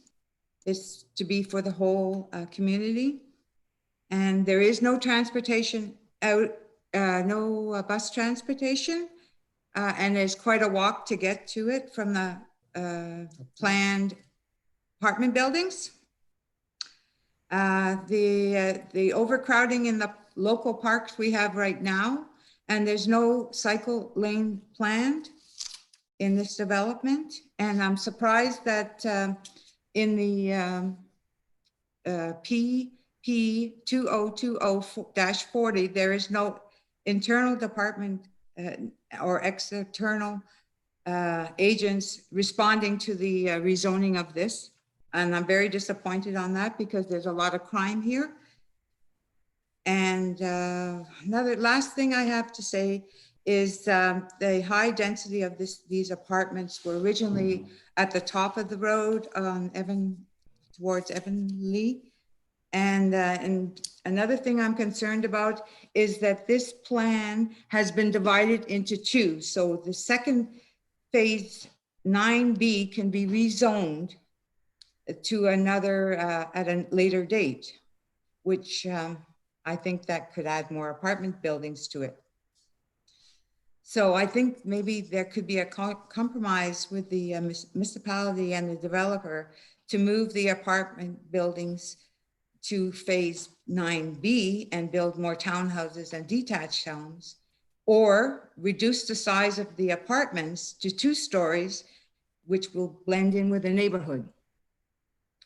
And that's my comments. Thank you very much. I have one. I'm adding to Cheryl's comments. I'm John Timmy.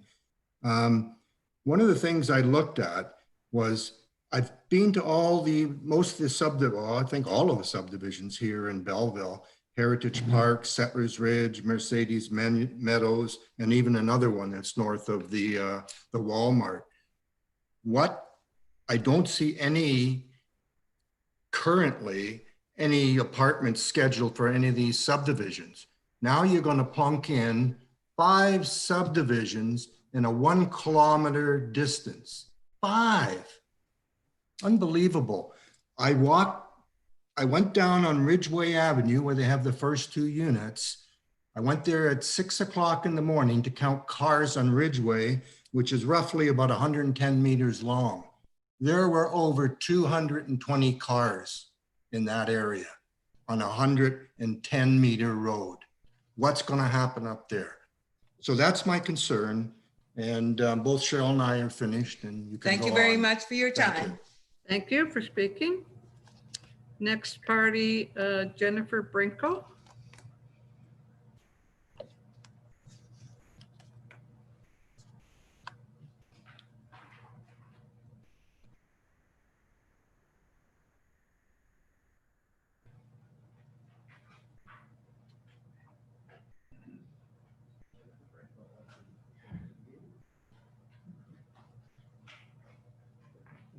There we go. Hello.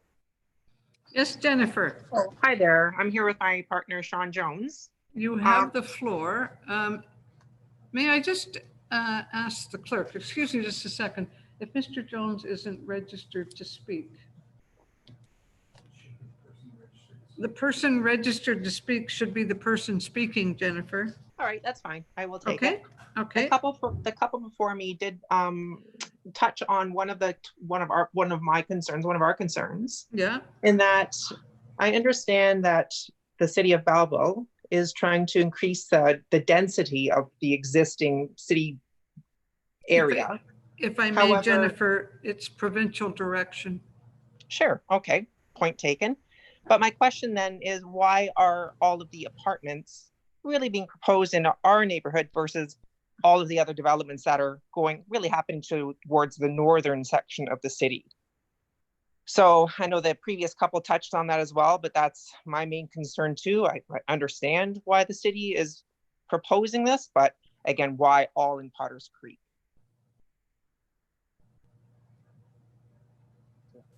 That's And it. you. Okay, thank you very much. Thank you. Next party to the meeting, Cameron McFadden.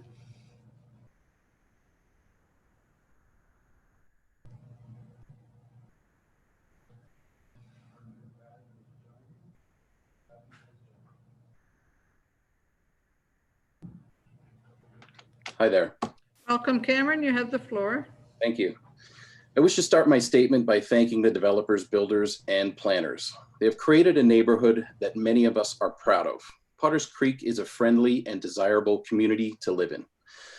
It is this reason that I and 240 of my friends are opposed to the rezoning application. We do not have a problem with adding more single dwelling and townhomes to our neighborhood. We welcome them. We do take issue with the rezoning of a medium density area into a high density area to add apartment buildings.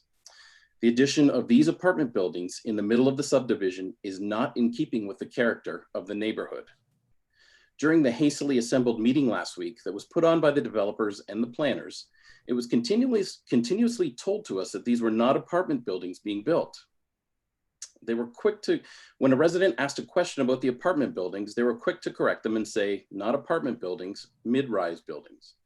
However, according to RFA Planning Consultant's own planning justification report, they do not refer to them as mid-rise buildings. They refer to them as apartment buildings. Not once, not twice, but 40 times. I counted. My questions then are, why deceive the residents at the meeting? What else are they not telling us? Earlier, I spoke of myself and 240 other friends being opposed to the rezoning application. How did I come to such a number? When I first heard about the application, I began to take an informal poll of the neighborhood to see who would be opposed. That poll involved 85 residents. An overwhelming majority were opposed to the rezoning, 94%. This brought me on a path to start a petition to bring forth to the committee and eventually City Council. I was secretly hoping to bring 100 names in opposition to that rezoning. But very quickly, that number was passed and it became 150, then 200. As of today, that number is 241, and actually 2 more just did signatures just now. I just checked. Let that sink in. 243 residents in opposition to building apartment buildings where they're not supposed to be. The developers and planners will tell you that there is a need for housing. According to the CMHC, the rental vacancy rate in Belleville was 3.3% in 2019. From 91 to 2018, that rate was 2.6. There is indeed a need for affordable housing in Belleville. However, by the developers and planners' own admission, these will not be affordable housing apartment buildings. During that hastily assembled meeting last week, a representative from Skyline was adamant that they will not be catering these new apartment buildings to students. A quick look through their website shows more deception. They have a page directly on their website catering to Loyalist College students for their Widgeway apartments. It reads, apartments near Loyalist College. Loyalist College is building a bike path to Avonlow Road, which will make these new apartments easily accessible to the college. Loyalist College's own residence fees are upwards of $750 a month. 3, 4, or even 5 students renting one of these new apartments will undoubtedly be a cheaper option for them. The developers will also tell you that in their plan, it follows the Loyalist Secondary Plan of 2010. In RFA's planning justification document, it states, the Potters Creek Phase 9A subdivision proposal is in conformity with all of the policies outlined in the secondary plan. Again, they say all of the policies. This is simply not the case on a number of fronts. The Loyalist Secondary Plan states the type and arrangement of dwellings and densities are important to the character of the city and specific residential neighborhoods. Ideally, all neighborhoods should contain a mixture of dwelling type types of different densities, but in some cases, this is not possible, nor is it desirable.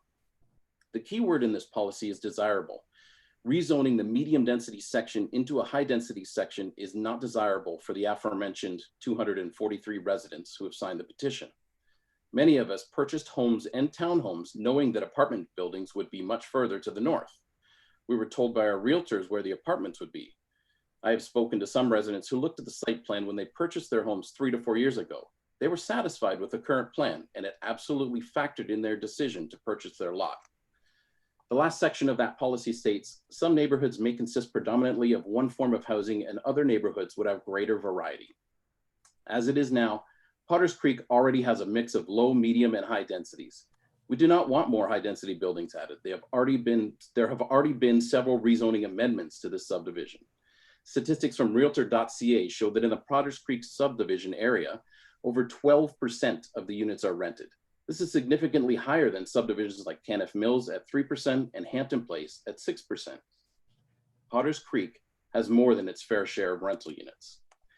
The Loyalist secondary plan also states, as the potential impact of high density residential uses on adjacent or nearby residential uses can be significant, care should be exercised when determining building heights, setbacks, buffering, and building orientation to ensure the impact of such development on residential areas of lower density is minimized. The current minimum lot area per unit that is required by the Loyalist plan is 161.5 meters squared. The developers and planners are proposing that to be lowered to 151.5 meters squared. In addition, the Loyalist plan states that the maximum height of the building should be no more than 10.6 meters. The developers and planners are again proposing buildings of 16 meters in height, a 50% increase over the requirements of the Loyalist plan. Further, the Loyalist plan states that the minimum distance between buildings and driveway or parking areas should be 7.5 meters. The developers and planners are proposing to decrease that to 5 meters. I would again like to quote from RFA's own planning justification report. The Potters Creek Phase 9A subdivision proposal is in conformity with all of the policies outlined in the secondary plan. Clearly, it is not. For these reasons alone, I ask that the rezoning application be rejected. Finally, another section of the policy states, City Council should carefully consider the character of a neighborhood when determining the appropriate locations for high-density residential development. Dropping 3 apartment buildings, not mid-rise buildings, into the middle of our subdivision is not in keeping with the current character of our neighborhood, as 243 of my friends will attest to. The increase in traffic, the aesthetic makeup of our neighborhood will negatively be affected and in direct contravention of Council's own Loyalist secondary plan. I want to be clear here. We do not have a problem with the makeup of the current site plan. In fact, the current plan has been approved since 2008 and conforms to the Loyalist secondary plan's wishes of low, medium, and high densities already. His worship, Mayor Panchek, may have said it best when he said, and I quote, rather than change the rules to help developers, councilors should be more concerned about the residents in the area. Our duty is to the residents that are there already, and that supersedes our commitment to the developers. I couldn't agree more. Lastly, I wish to close by saying that the role of an elected democratic government is to act on the will of its citizens. In this case, the majority of its citizens. I ask the councilors on the planning committee to listen to the will of the citizens, the 243 of us that do not want any more amendments to our subdivisions. I'll be sending a copy of our petition, and that will also include concerns and comments of some of the residents to each of you for your consideration. Thank you for your time. Thank you, Mr. McFadden. Staff will bring the next party in. Peter Ferwanda.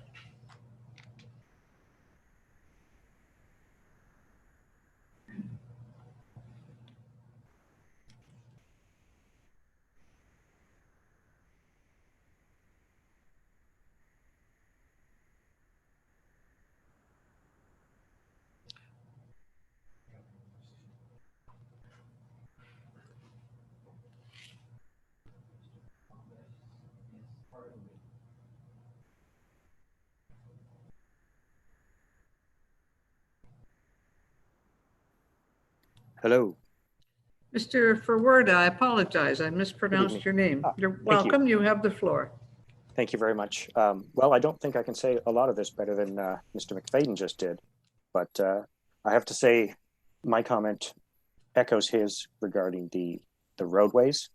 So the specifically the Aldersgate roadway, which is a very minor street, is one of the few exit pathways for the cars from this apartment complex.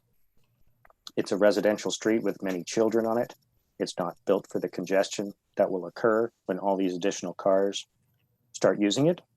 And when we look at the size of the apartment complex with 165 units, that actually works out to 280 cars if all the parking lots are taken, which, as was mentioned, a lot of people use parking that's not actually allocated for that complex that was just built. So more cars than expected are being taken advantage of that area, and it's likely to happen also with this new complex that's going in.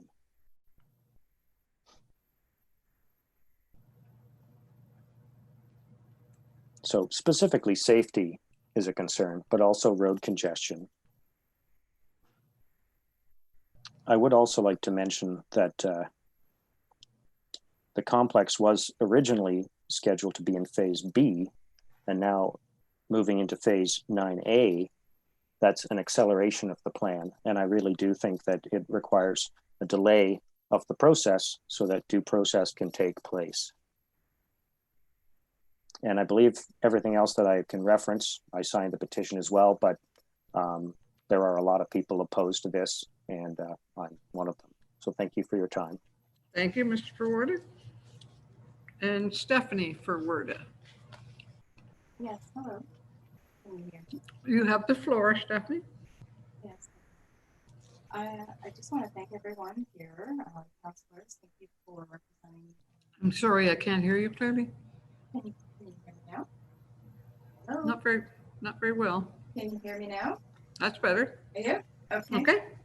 Yes, I just want to thank everyone first, letting us come and speak as the residents of Belleville here. You're here to hear our voice, and I think that you hear many of our voices saying that we are very concerned about their plans to pull this apartment building closer to a very residential zone. We already have one, and I would guess that we would met the provincial guidelines for the high rise that is on Ridgeway, which is been talked about in this meeting already. I want to make two specific concerns. They are around safety. The first one will come from the children and the residents that live in this neighborhood. The cars and the vehicle congestion in this neighborhood already exceed what you would imagine.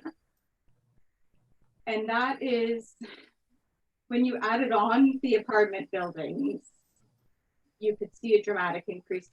We've had the build that's supposed to come of the residential area, and that's fine.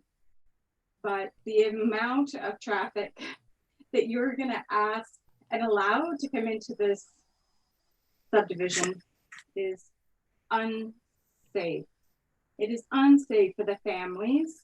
It is unsafe for the community. And I think that it's extremely illogical and irresponsible for the city to allow this to go ahead. There was, when we moved to this area, the plan to have it built more north so that it comes. Ms. Forwarder, with respect, we need to consider new points, please. Safety, then in terms of the amount of traffic. We have no transportation. And that's been covered. It's been spoken to. The bus transportation? Yes, that is correct. Yeah. We do not have any busing. We just have a great number of applicants to speak and trying very hard to keep us to specific new points. Thank you. Thank you. I'm opposed.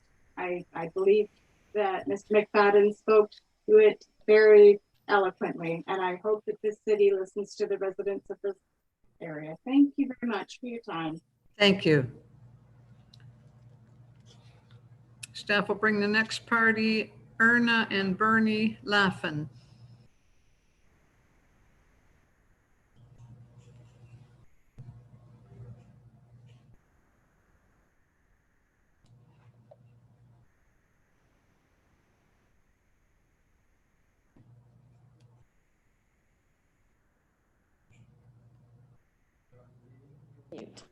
Hello. Hello, welcome. Can you hear me? Thank you. Good. Hear you clearly. Well, thank you, Councillor Baltudis, for bringing up one of my questions about the elevator. It's been discussed at the July 30th meeting that these buildings were geared to 55 plus. So with a single elevator tied up as people move into a 4-story unit, how are 55 plus able to walk up a flight of stairs with groceries and belongings when the elevator is tied up for move in? That's my first question.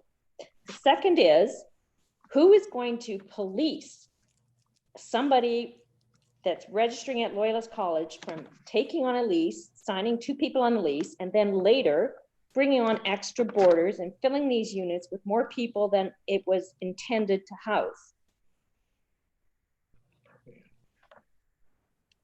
And did you get that?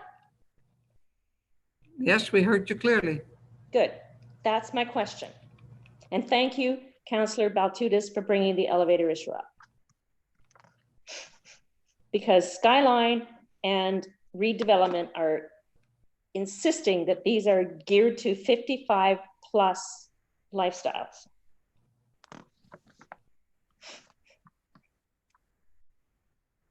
Did you wish to add anything further? That should cover it. Thank you. And Bernie? Do you have anything to add? She's covering me. I've answered for him. Thank you very much. Staff will bring the next party, Shelby Lawrence.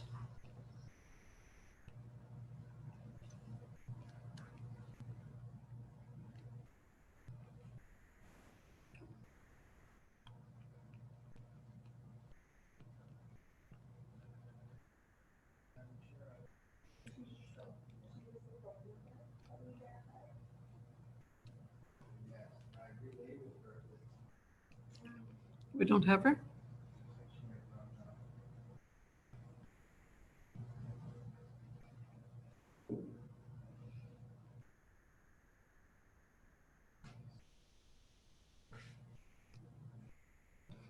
We can put her in after if she... We're not connecting with Shelby. Next party will be Rob Halsworth.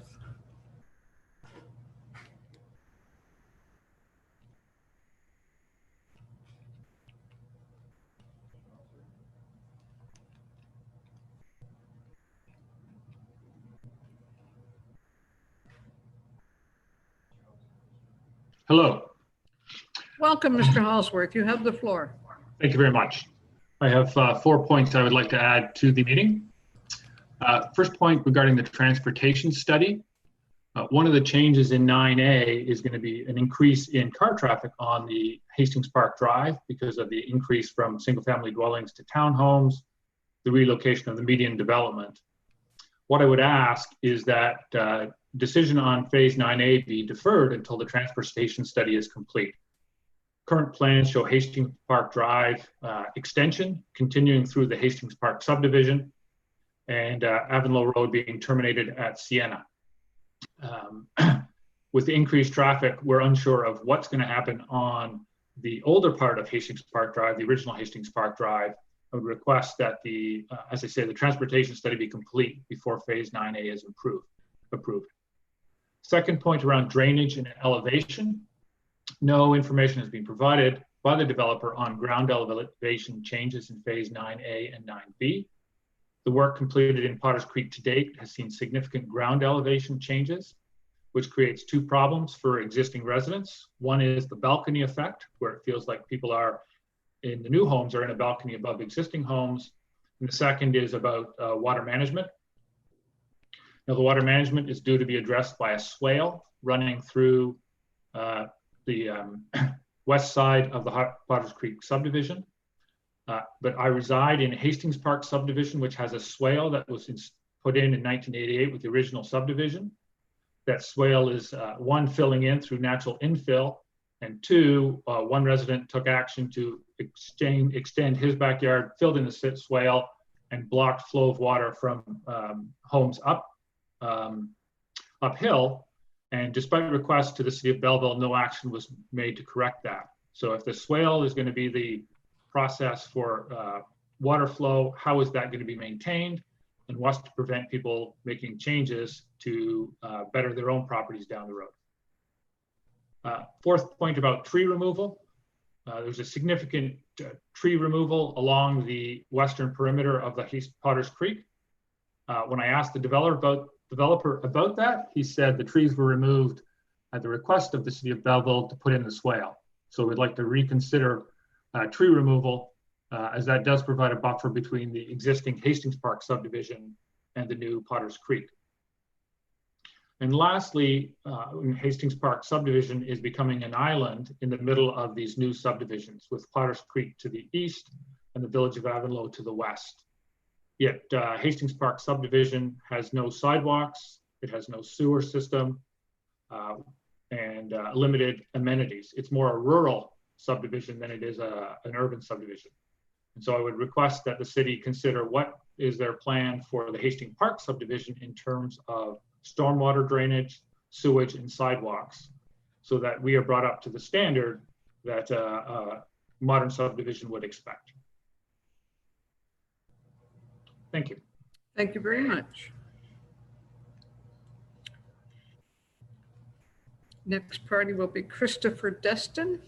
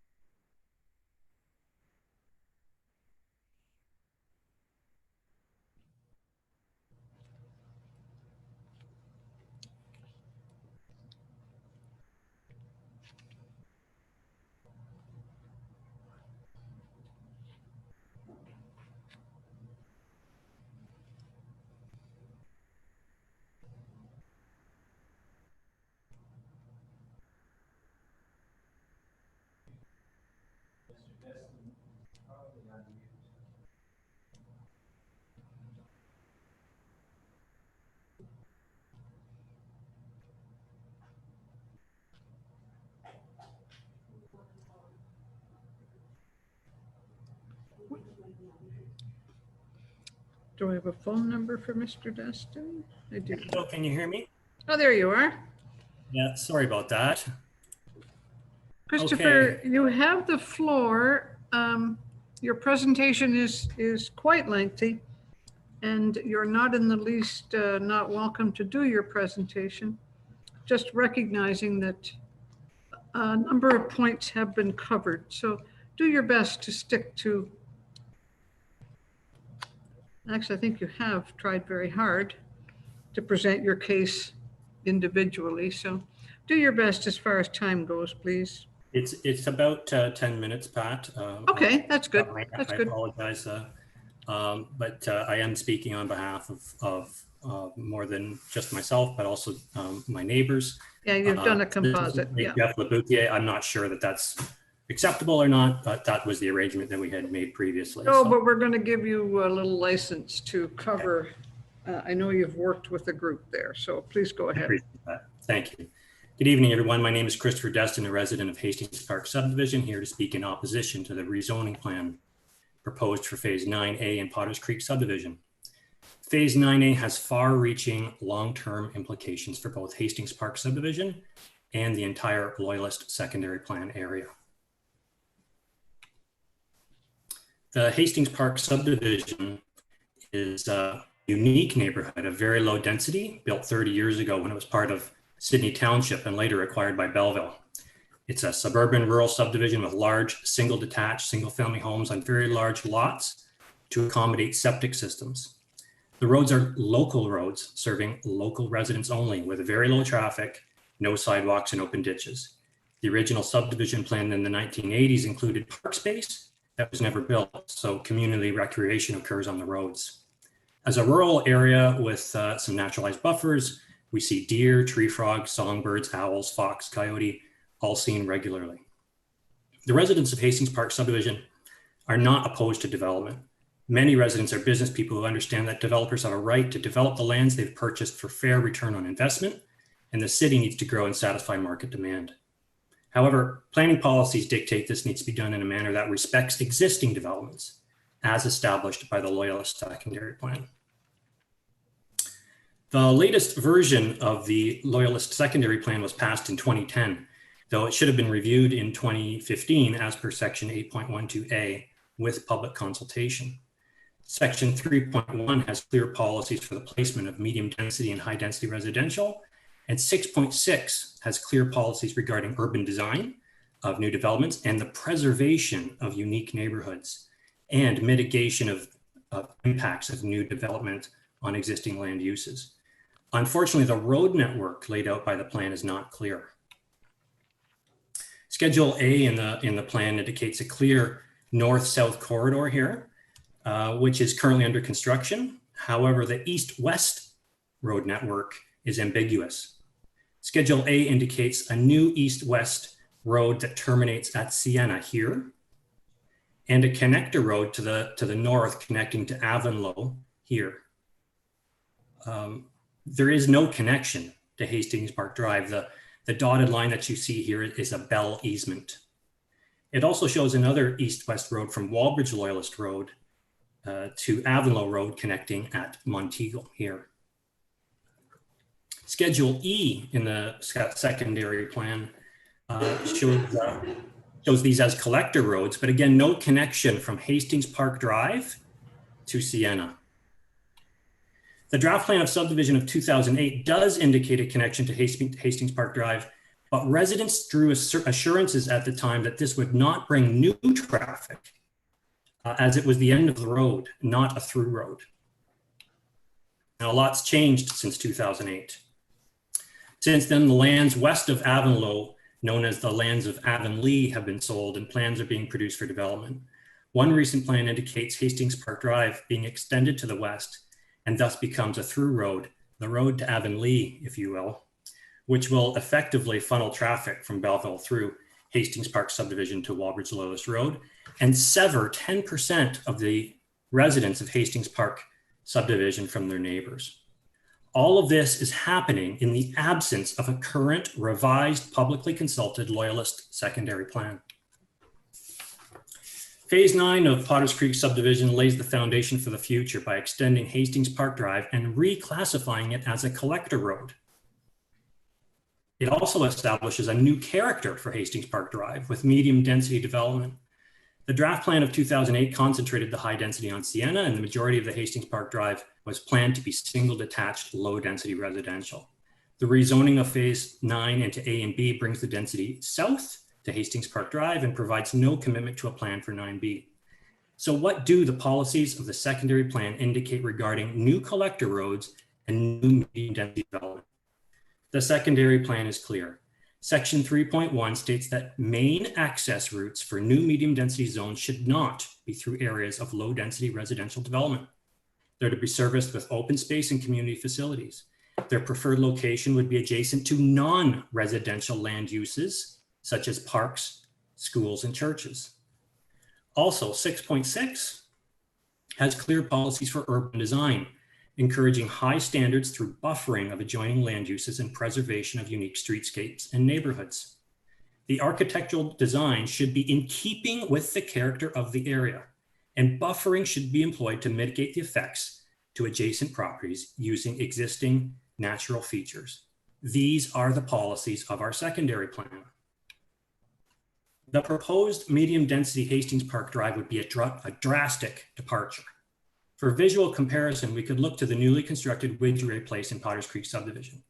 Townhouses and apartment complexes produce busy streets, front yards of asphalt that are essentially parking lots with green space that is too small to plant trees. The two-story duplexes that have been built are on elevated, shallow lots which have tremendous deleterious effects on the backyards of existing Hastings Park subdivision homes. So far, buffering and mitigation of impacts to our subdivision has not gone well. Lot sizes and setbacks along DeWall Place have been good, and as we requested them to be in 2008, but have been disastrous on Kaiser Court, where natural buffers have been removed and significant intrusion of privacy and overlooking result. Prior to development, a green belt of natural buffers was available, but removed and replaced with two-story duplexes and dramatic overlooking. The same has occurred.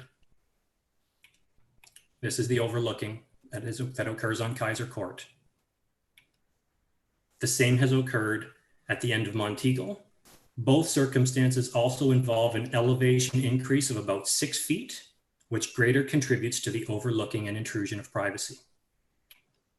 The mid-rise apartments, renderings are nice, but pictures are better. These mid-rise apartments proposed will be very similar to the ones on Ridgeway and completely out of character with the existing homes on Hastings Park Drive and homes already built and sold in the north end of Potters Creek subdivision. In terms of distance, the change from the approved plan is significant. It transforms Hastings Park Drive into a medium density street, and at only 200 meters away, makes the apartment complexes a closer neighbor to us than 50% of the rest of our neighbors. The reclassification of Hastings Park Drive into a collector road is a tremendous change. Currently, as a local road, it is classified for 100 vehicles per peak hour, but in reality might be closer to 25. As a collector road to Avonlea, it will carry between, or could carry between 300 to 500 per peak hour. And perhaps a more fair comparison would be Palmer Road depicted here. Current plans for the area also don't appear to designate appropriate open space and parkland. Section 611 indicate that steep hillsides, ravines, and wetlands, such as those of Potters Creek, are not suitable for dedication as parkland for recreational purposes. The only parkland open space shown in the vicinity of 9A is the Potters Creek wetland, which is an environmentally protected area unsuitable for recreation. Alternative strategies for developing around existing suburban rural subdivisions have been employed elsewhere. The new developments in the Maitland area are comprised of single detached, single family homes with no medium density. The existing subdivision was connected at Thurlow Drive by a pedestrian path only. The same has occurred on Limerick Drive in the Hastings Park subdivision, though the buffering seems inadequate here to smoothly transition from one elevation to the next. So the question that we hear the most in our neighborhood is, what is the plan for Hastings Park Drive and the Hastings Park subdivision? Are we just going to let it unfold and figure it out phase by phase? There are significant natural features that remain, such as this row of apple trees that still exist and can be used as buffers. In closing, it is evident that there is a lot more at stake here than a simple rezoning of density and supposed reallocation of density 100 meters to the south. There's no denying that a mix of development is needed, but also that it must proceed with a balanced, comprehensive, and publicly consulted plan that respects and preserves unique neighborhoods. The recent provincial policy statement is not so restrictive that it requires a mix of development to occur with each new phase of development. Rather, it advises a much more balanced approach, as does our secondary plan. Our final recommendations are as follows. Reject this plan of zoning. Develop new plans that relocate medium density development away from areas of low density residential land use onto existing high traffic corridors and incorporate the suitable open space and parkland. Review the Loyalist secondary plan. Develop a comprehensive plan for the area, particularly south of West Moira Street, and particularly south of Potters Creek. Specifically develop a plan for Hastings Park subdivision to enhance services such as sanitation sewers that have been mentioned, mitigate impacts through buffering from surrounding developments, and we ask council to request in writing to each developer to refrain from removing any of the remaining natural buffers until such a plan is developed. The residents of Hastings Park Drive will take all reasonable steps to protect the character and amenities of their neighborhood, but also do not seek adversarial relationships with the city, the planners, or the developers. We would like to work collaboratively to establish a plan that works for everyone. Thank you very much. Thank you, Christopher. You've done an excellent presentation. We appreciate it. Staff will bring Colleen DeMille next.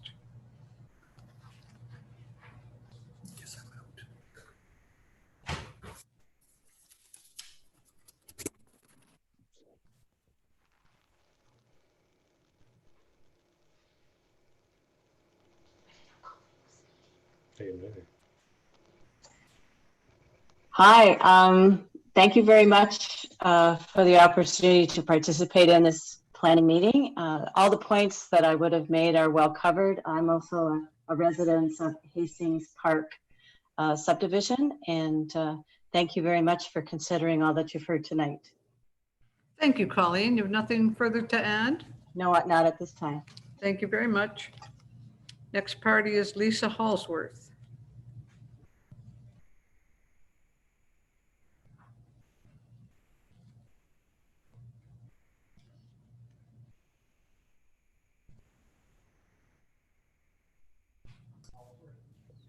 Good evening, everyone. Can you hear me okay? Welcome. You have the floor. Thank you very much, everyone, for the opportunity to speak. My concerns have also been addressed, and I reserve the right to comment in writing in the future. Thanks again. We really appreciate you listening to the community's concerns. You have that right. If you determine that there was something that you did want to say, please put it in writing. Thank you very much. Thank you. Next party is Jeff Laboutier.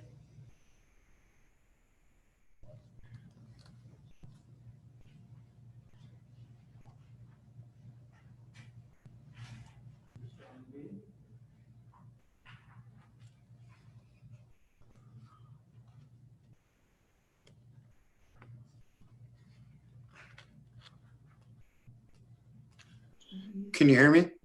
Welcome, Jeff. You have the floor. Thank you very much, Madam Chair. I will refrain from any comments.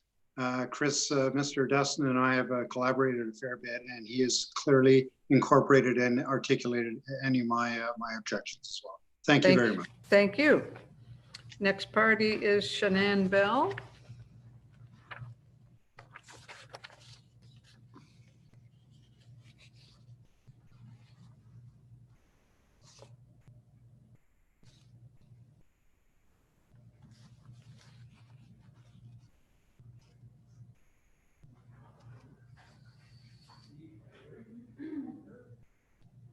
No.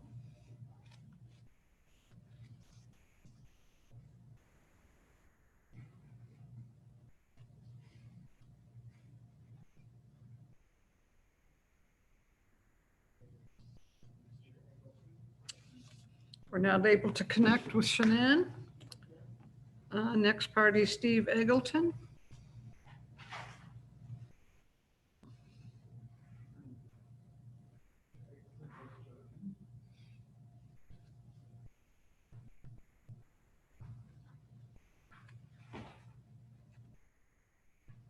Seems to be muted. There, is that better? Can you hear me now? Mr. Eggleton, you have the floor, sir. Thank you. I'd like to thank the council for our opportunity to speak. I won't take any of your time tonight. All my concerns have been well documented. Thanks to Mr. Halsworth, Mr. Destin especially. I too am a Hastings Park resident, and I think we've got it pretty well covered. Thank you very much. Thank you, sir. Next party is Rod Curtis.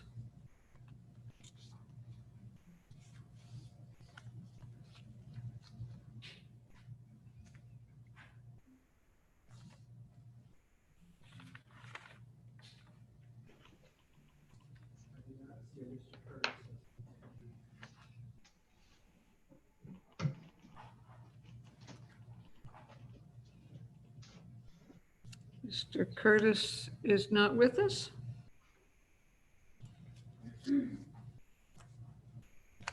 In that case, may I have a mover and a seconder to refer to the regular meeting, please? Counselor Williams. And I need one more counselor. And Counselor Kelly. All those in favor? And that's carried. And that completes our items. Mover and a seconder for adjournment, please. Counselor Sanderson, Counselor Kelly, all in favor? And that's carried. Thank you.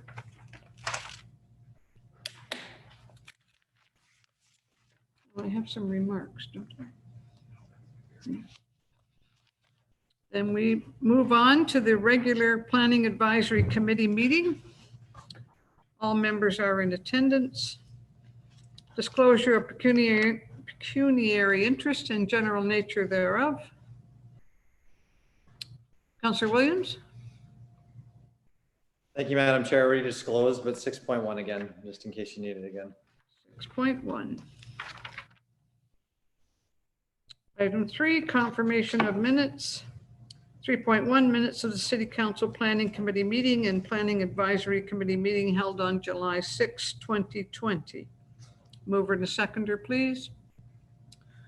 Mr. Baltutis, Councillor Sanderson. Discussion, comments, errors, omissions. Ms. Brown? With apologies, Councillor McCaw is being asked to be let back into the meeting. Oh. She's in. She's in. You're in? Thank you. I'm in, but I just wanted to reaffirm the other two pecuniary interest sections in this upcoming meeting. So hopefully Mr. Coyle or one of his staff will take me out when the time is right. Thank you. Mr. Coyle will take you out again. It'll be easier if I know which file number, not the agenda number. Which file number? Please, Councillor McCaw. Okay, so I have a couple of file numbers. B-77-1117. And also there is another file, B-50-3-32, and it goes along with B77-1111. And that's it. Okay, thank you.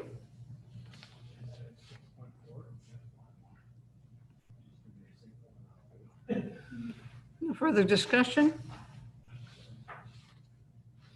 Motion to receive? Motion to approve the minutes. And we have a mover and seconder. All those in favor? And that's carried. Thank you. Item 4, deputations. We have none. Item 5, correspondence. We have none.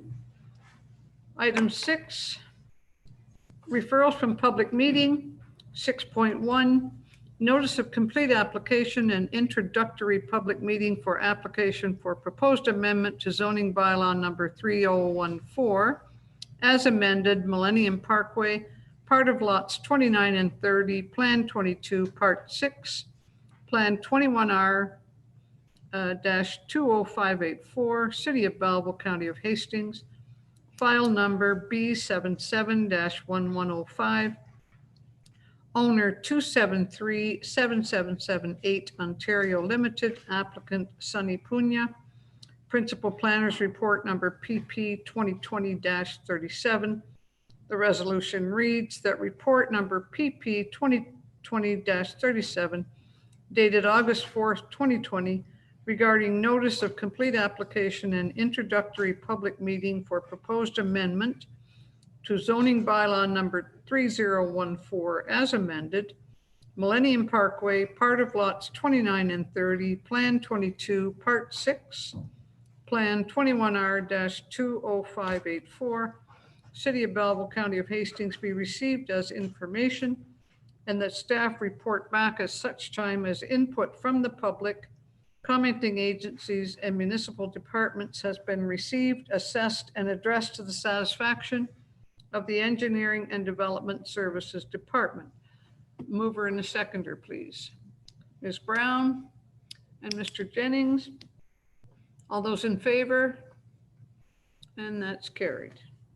Item 6.2, notice of complete application and introductory public meeting for proposed amendment to zoning bylaw number 3014 as amended, 1243 Zion Road, City of Belleville, County of Hastings, file number B77-1114, owner Brian, Andrea, Jeffrey, and Darlene Sills, agent Keith Watson, Watson Land Surveyors Limited, applicant Brian and Andrea Sills, policy planners report number PP 2020-38. The resolution reads that report number PP 2020-38 dated August 4th, 2020 regarding notice of complete application and introductory public meeting for proposed amendment to zoning bylaw number 3014 as amended, 1243 Zion Road, City of Belleville, County of Hastings, be received as information, and that staff report back at such time as input from the public, commenting agencies, and municipal departments has been received, assessed, and addressed to the satisfaction of the Engineering and Development Services Department. Mover and a seconder, please. Councillor Sanderson, Councillor McCaw. Discussion? Seeing none, all those in favor? And that's carried. 6.3, notice of complete application and introductory public meeting for proposed amendment to zoning bylaw number 3014 as amended, 288A and 288B Pine Hill Crescent, City of Belleville, County of Hastings, file number B77-1116, owner Thomas and Kathy Reed, applicant Peter Reed, policy planners report number PP 2020-39.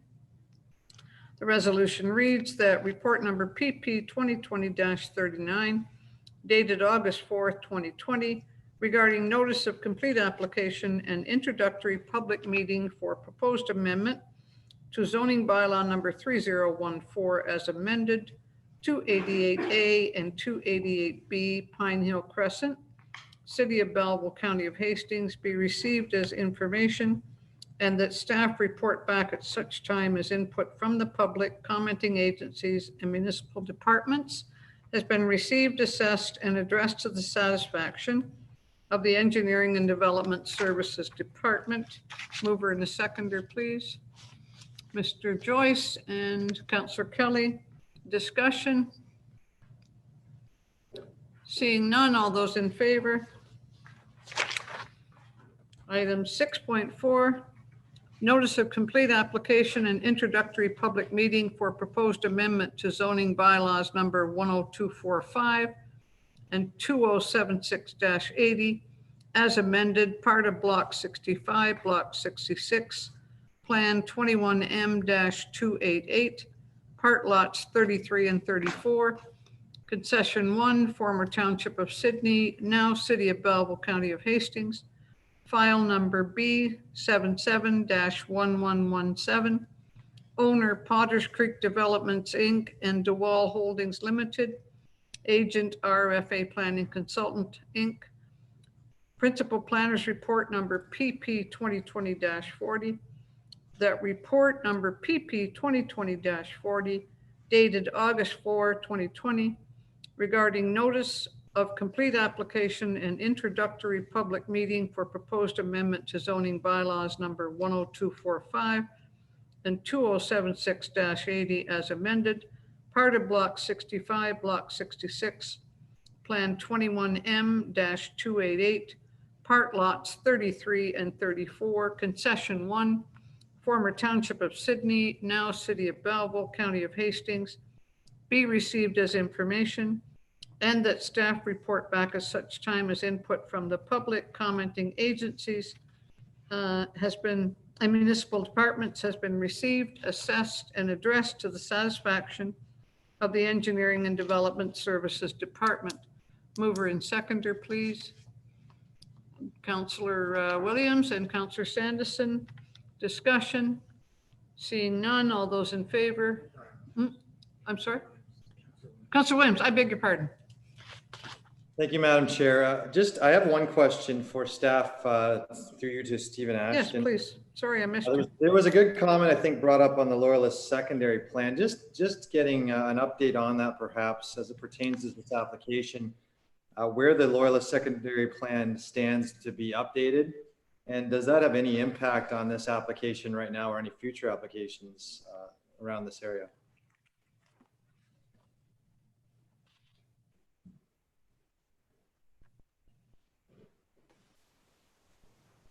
Yes, so the secondary plan is to be updated. Right now, we're currently updating the official plan, which will hopefully be ready for public meeting in the fall of 2020. We're also a number of things going on with the remainder of Loyalist secondary plan. There is an ongoing EA for the Avonlow pumping station. We'll get some idea of serviceability of the area, and then we'll be able to look at updating the Loyalist secondary plan, hopefully to become part of the new City of Belleville official plan through an OPA in the future. But as it stands now, this application was approved in 2008, so we're looking at it in terms of what's been previously approved and the changes that are being proposed right now. Okay, thank you. And I know that all the other points were covered, I think, with the residents and their concerns. So I look forward to seeing some of those responses from staff when we see this back. Thank you. I'm sorry. Yes, Councillor Sanderson. Yeah, Madam Chair, through yourself, the report clearly states on page 157 that planning staff will review the policies within the Loyalist secondary plan to make recommendations, so they've got it covered. Thank you. Thank you, Councillor Sanderson. Any further discussion? Seeing none, all those in favor? And that's carried. Item 7, reports. 7.1, recommendation report for proposed official plan amendment and amendment to zoning bylaw number 10245 as amended. 135 Canafton Road, City of Belleville, County of Hastings. File number B77-1111 and B-50-3-32.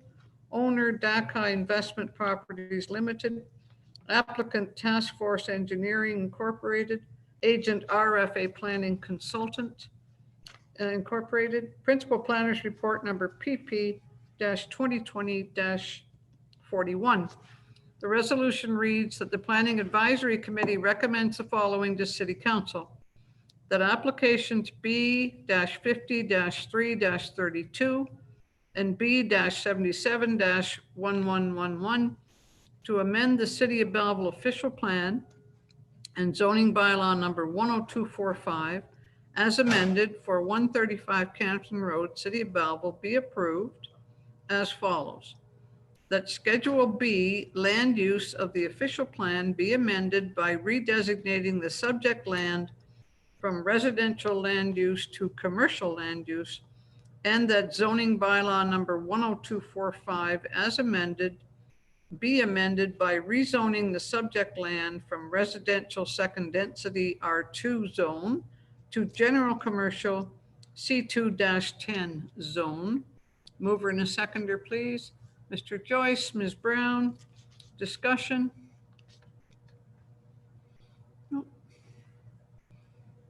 Seeing none, all those in favor? And that's carried. Item 7.2, recommendation report for proposed amendment to zoning bylaw number 3014 as amended. Blocks 80 and 81, registered plan 21M-271 and parts 1 through 4 of plan 21R-25429, being part of lot 2, concession 3, formerly Thurlow Township, City of Belleville, County of Hastings, bracket Settlers Ridge East subdivision.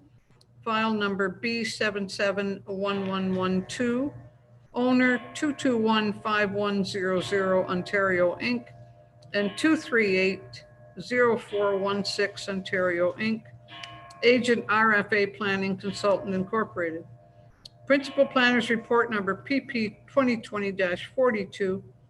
Resolution that the Planning Advisory Committee recommends the following to City Council: that zoning bylaw number 3014 as amended be amended by rezoning the subject land described as blocks 80 and 81, registered plan 21M-271, and parts 1 through 4 of plan 21R 25429, being part of Lot 2, Concession 3, formerly Thurlow Township, City of Belleville, from PA Prime Agriculture Zone to R1-23, Low Density Residential Type 1 Zone, R4-2, High Density Residential Zone, and CF9, Community Family Zone, to permit the development of the Settlers Ridge East subdivision, consisting of 69 detached dwelling units, 51 townhouse dwelling units,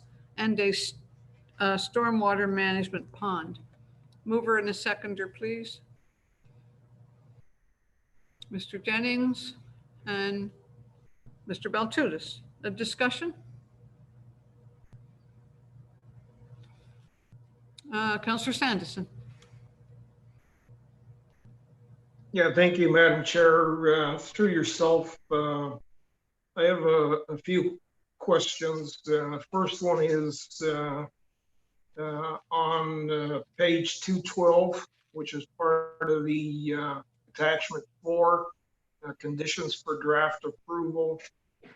Item number 6 talks about the need to prepare a traffic impact statement and make road improvements where necessary, including turning lanes, signalization, road improvements. And it talks specifically about Kempton Ave and Hampton Ridge Drive, Kempton Ave at Sydney Street, and Hampton Ridge Drive at Maitland Drive. So this is a condition of this development moving forward. And I think it's safe to say that from a layman's point of view, and also an elected representative of the residents that live in Ward 2, that it wouldn't take much of a traffic study to be able to say that we needed a set of traffic lights at Maitland and Hampton Ridge. Similarly, a set of traffic lights at Kempton and Sydney. There's already, I think, under consideration by the Transportation Committee, a 3-way stop at Kempton and Hampton's Ridge. So I guess I've got 2 comments or questions, I guess. Number 1, because Sydney is a shared road with Quinte West, would there need to be a discussion with them about the installation of traffic lights at that particular location? And the second thing is that if the traffic study supports putting in lights, would those lights go in prior to the development starting? That's a very good question, Councillor Sanderson. I think I'll ask Mr. Ashton.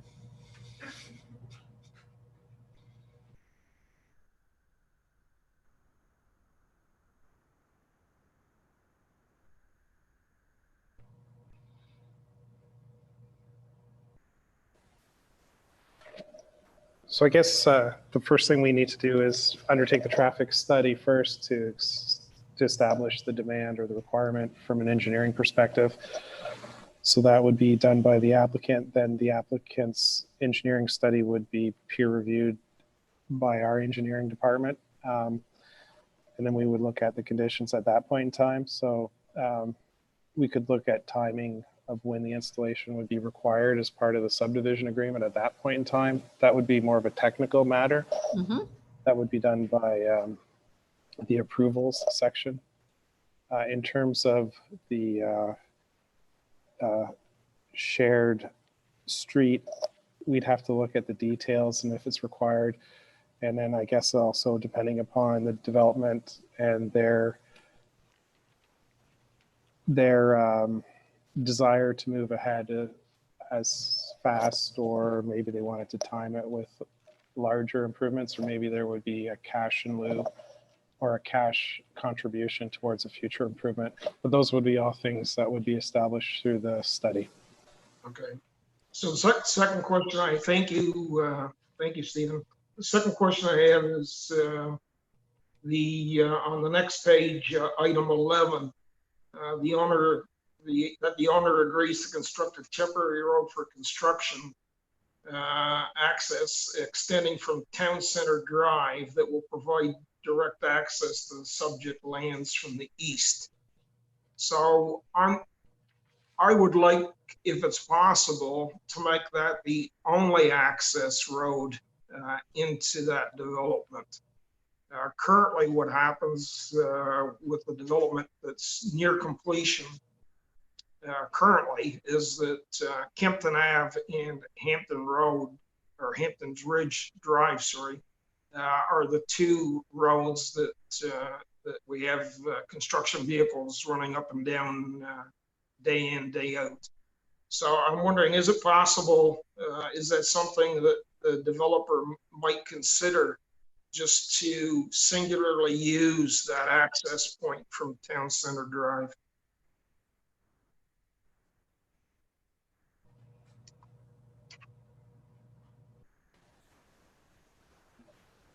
We could put that as a condition.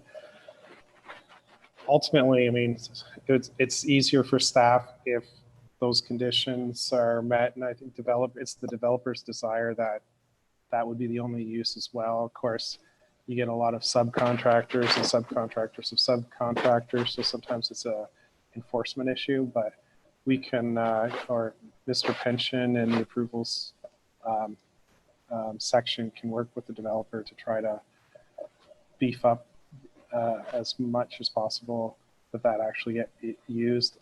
I wouldn't want to say that it's going to be 100% used, but we can try to improve the usage over some other service roads. Okay. It's a common issue in any municipality. Okay, thank you. Okay. Thank you, Mr. Ashton. Any further discussion? We have a mover and second. Yes, seeing none, all those in favor? And that's carried. Item 7.3, recommendation report, proposed red line to draft plan of subdivision and change to conditions of draft approval. Blocks 80 and 81, registered plan 21M-271, and parts 1 through 4 of plan 21R-254229, being part of Lot 2, Concession 3, formerly Thurlow Township, City of Belleville, Settlers Ridge East Subdivision, file number 12T-17001, owner 2215100 Ontario Inc., and 2380416 Ontario Inc., agent RFA Planning Consultant Inc., manager of approvals report number APS-2020-35. And the resolution reads that the Planning Advisory Committee recommends the following to City Council: that pursuant to section 51(44) of the Planning Act, the Council of the Corporation of the City of Belleville approve the request to modify the draft approved plan of subdivision, file number 12T-17001, submitted by RFA Planning Consultant Inc., on behalf of 2215100 Ontario Inc. and 2380416 Ontario Inc., as shown on attachment 2 to Manager of Approvals Report number APS-2020-35, subject to the draft plan conditions outlined in attachment 4 to same. Mover and seconder, please. Councillor Kelly, Mr. Jennings. Discussion? Councillor Sanderson? Yeah, through you, Madam Chair. Page 202, the bottom of the page, item A. So the applicant requests the removal of draft condition 6 that requires the owner to prepare a traffic impact study for the development. We just talked about that on the other report. We did. So I certainly am not prepared to remove that draft condition on this development. It's all part of the same development. Mr. Ashton's going to answer. Actually,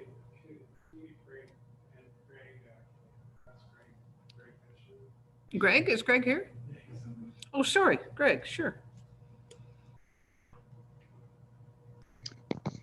Good afternoon. Yes, through Chair Culhane to Councillor Sanderson. That's correct. One of the requests that was made was to remove that condition. Staff looked at it and felt that with the increase by over 100 dwelling units on the subdivision, that it was still reasonable to require a traffic impact statement to be prepared to look at traffic within the area. So while that request was made, the draft conditions included in the attachment to the report do include the preparation of a traffic impact statement to look at those items. Does that answer your question, Councillor Sanderson? I think so. So let me paraphrase what I thought I heard. So the developer has requested that we remove the traffic study, but we're not about to. That's correct. Okay, thank you. Thank you. Any further discussion, questions? Seeing none, all those in favor? And that's carried. Thank you. Item 8, information matters. 8.1, official plan and zoning bylaw amendment monitoring report. Report to August 4, 2020. Mover and the seconder. Mr. Joyce and Mr. Baltutis. Discussion, questions? Mr. Joyce? Yeah, just I assume the Blessington Road is still under discussion review. I understood there was another meeting, but I gather since it didn't come back to this meeting, it's still under review. To the best of my knowledge, we won't be speaking to that till September. Mr. Ashton? At least September, so they will have some requirements to submit. They'll also, I believe, be waiting until their traffic study is done and peer or reviewed by the Ministry of Transportation. And they're also doing a number of other requirements as a result of the input from the public at that meeting. So September might be a little too early. It might probably be October, November at the earliest. Okay, no, thank you. I figured there'd be, based on the public input, there'd be lots of follow-up. So appreciate that. So we'll wait till the fall then. Thank you. Thank you. Item 9, general business and, oh, I'm sorry. All those in favor? Oh, to receive. We have a motion? We do? Okay, all those in favor? And that's carried. Item 9, general business and inquiries. Councillor Kelly? Through you, Madam Chair, just real quick, I wanted to say you did a great job tonight stepping up to chair the meeting. That's all I had to say. Well, I'm just overcome, Councillor Kelly. Thank you so much. And I have some closing remarks prior to adjournment. The Planning Advisory Committee's applicable decisions will be forwarded to City Council for consideration, forming part of the agenda for the City Council meeting to be held at a future date. Mover and a seconder for adjournment, please. Councillor Sanderson and Mr. Baltutis. All those in favor? And that's carried and we're adjourned. Thank you very much.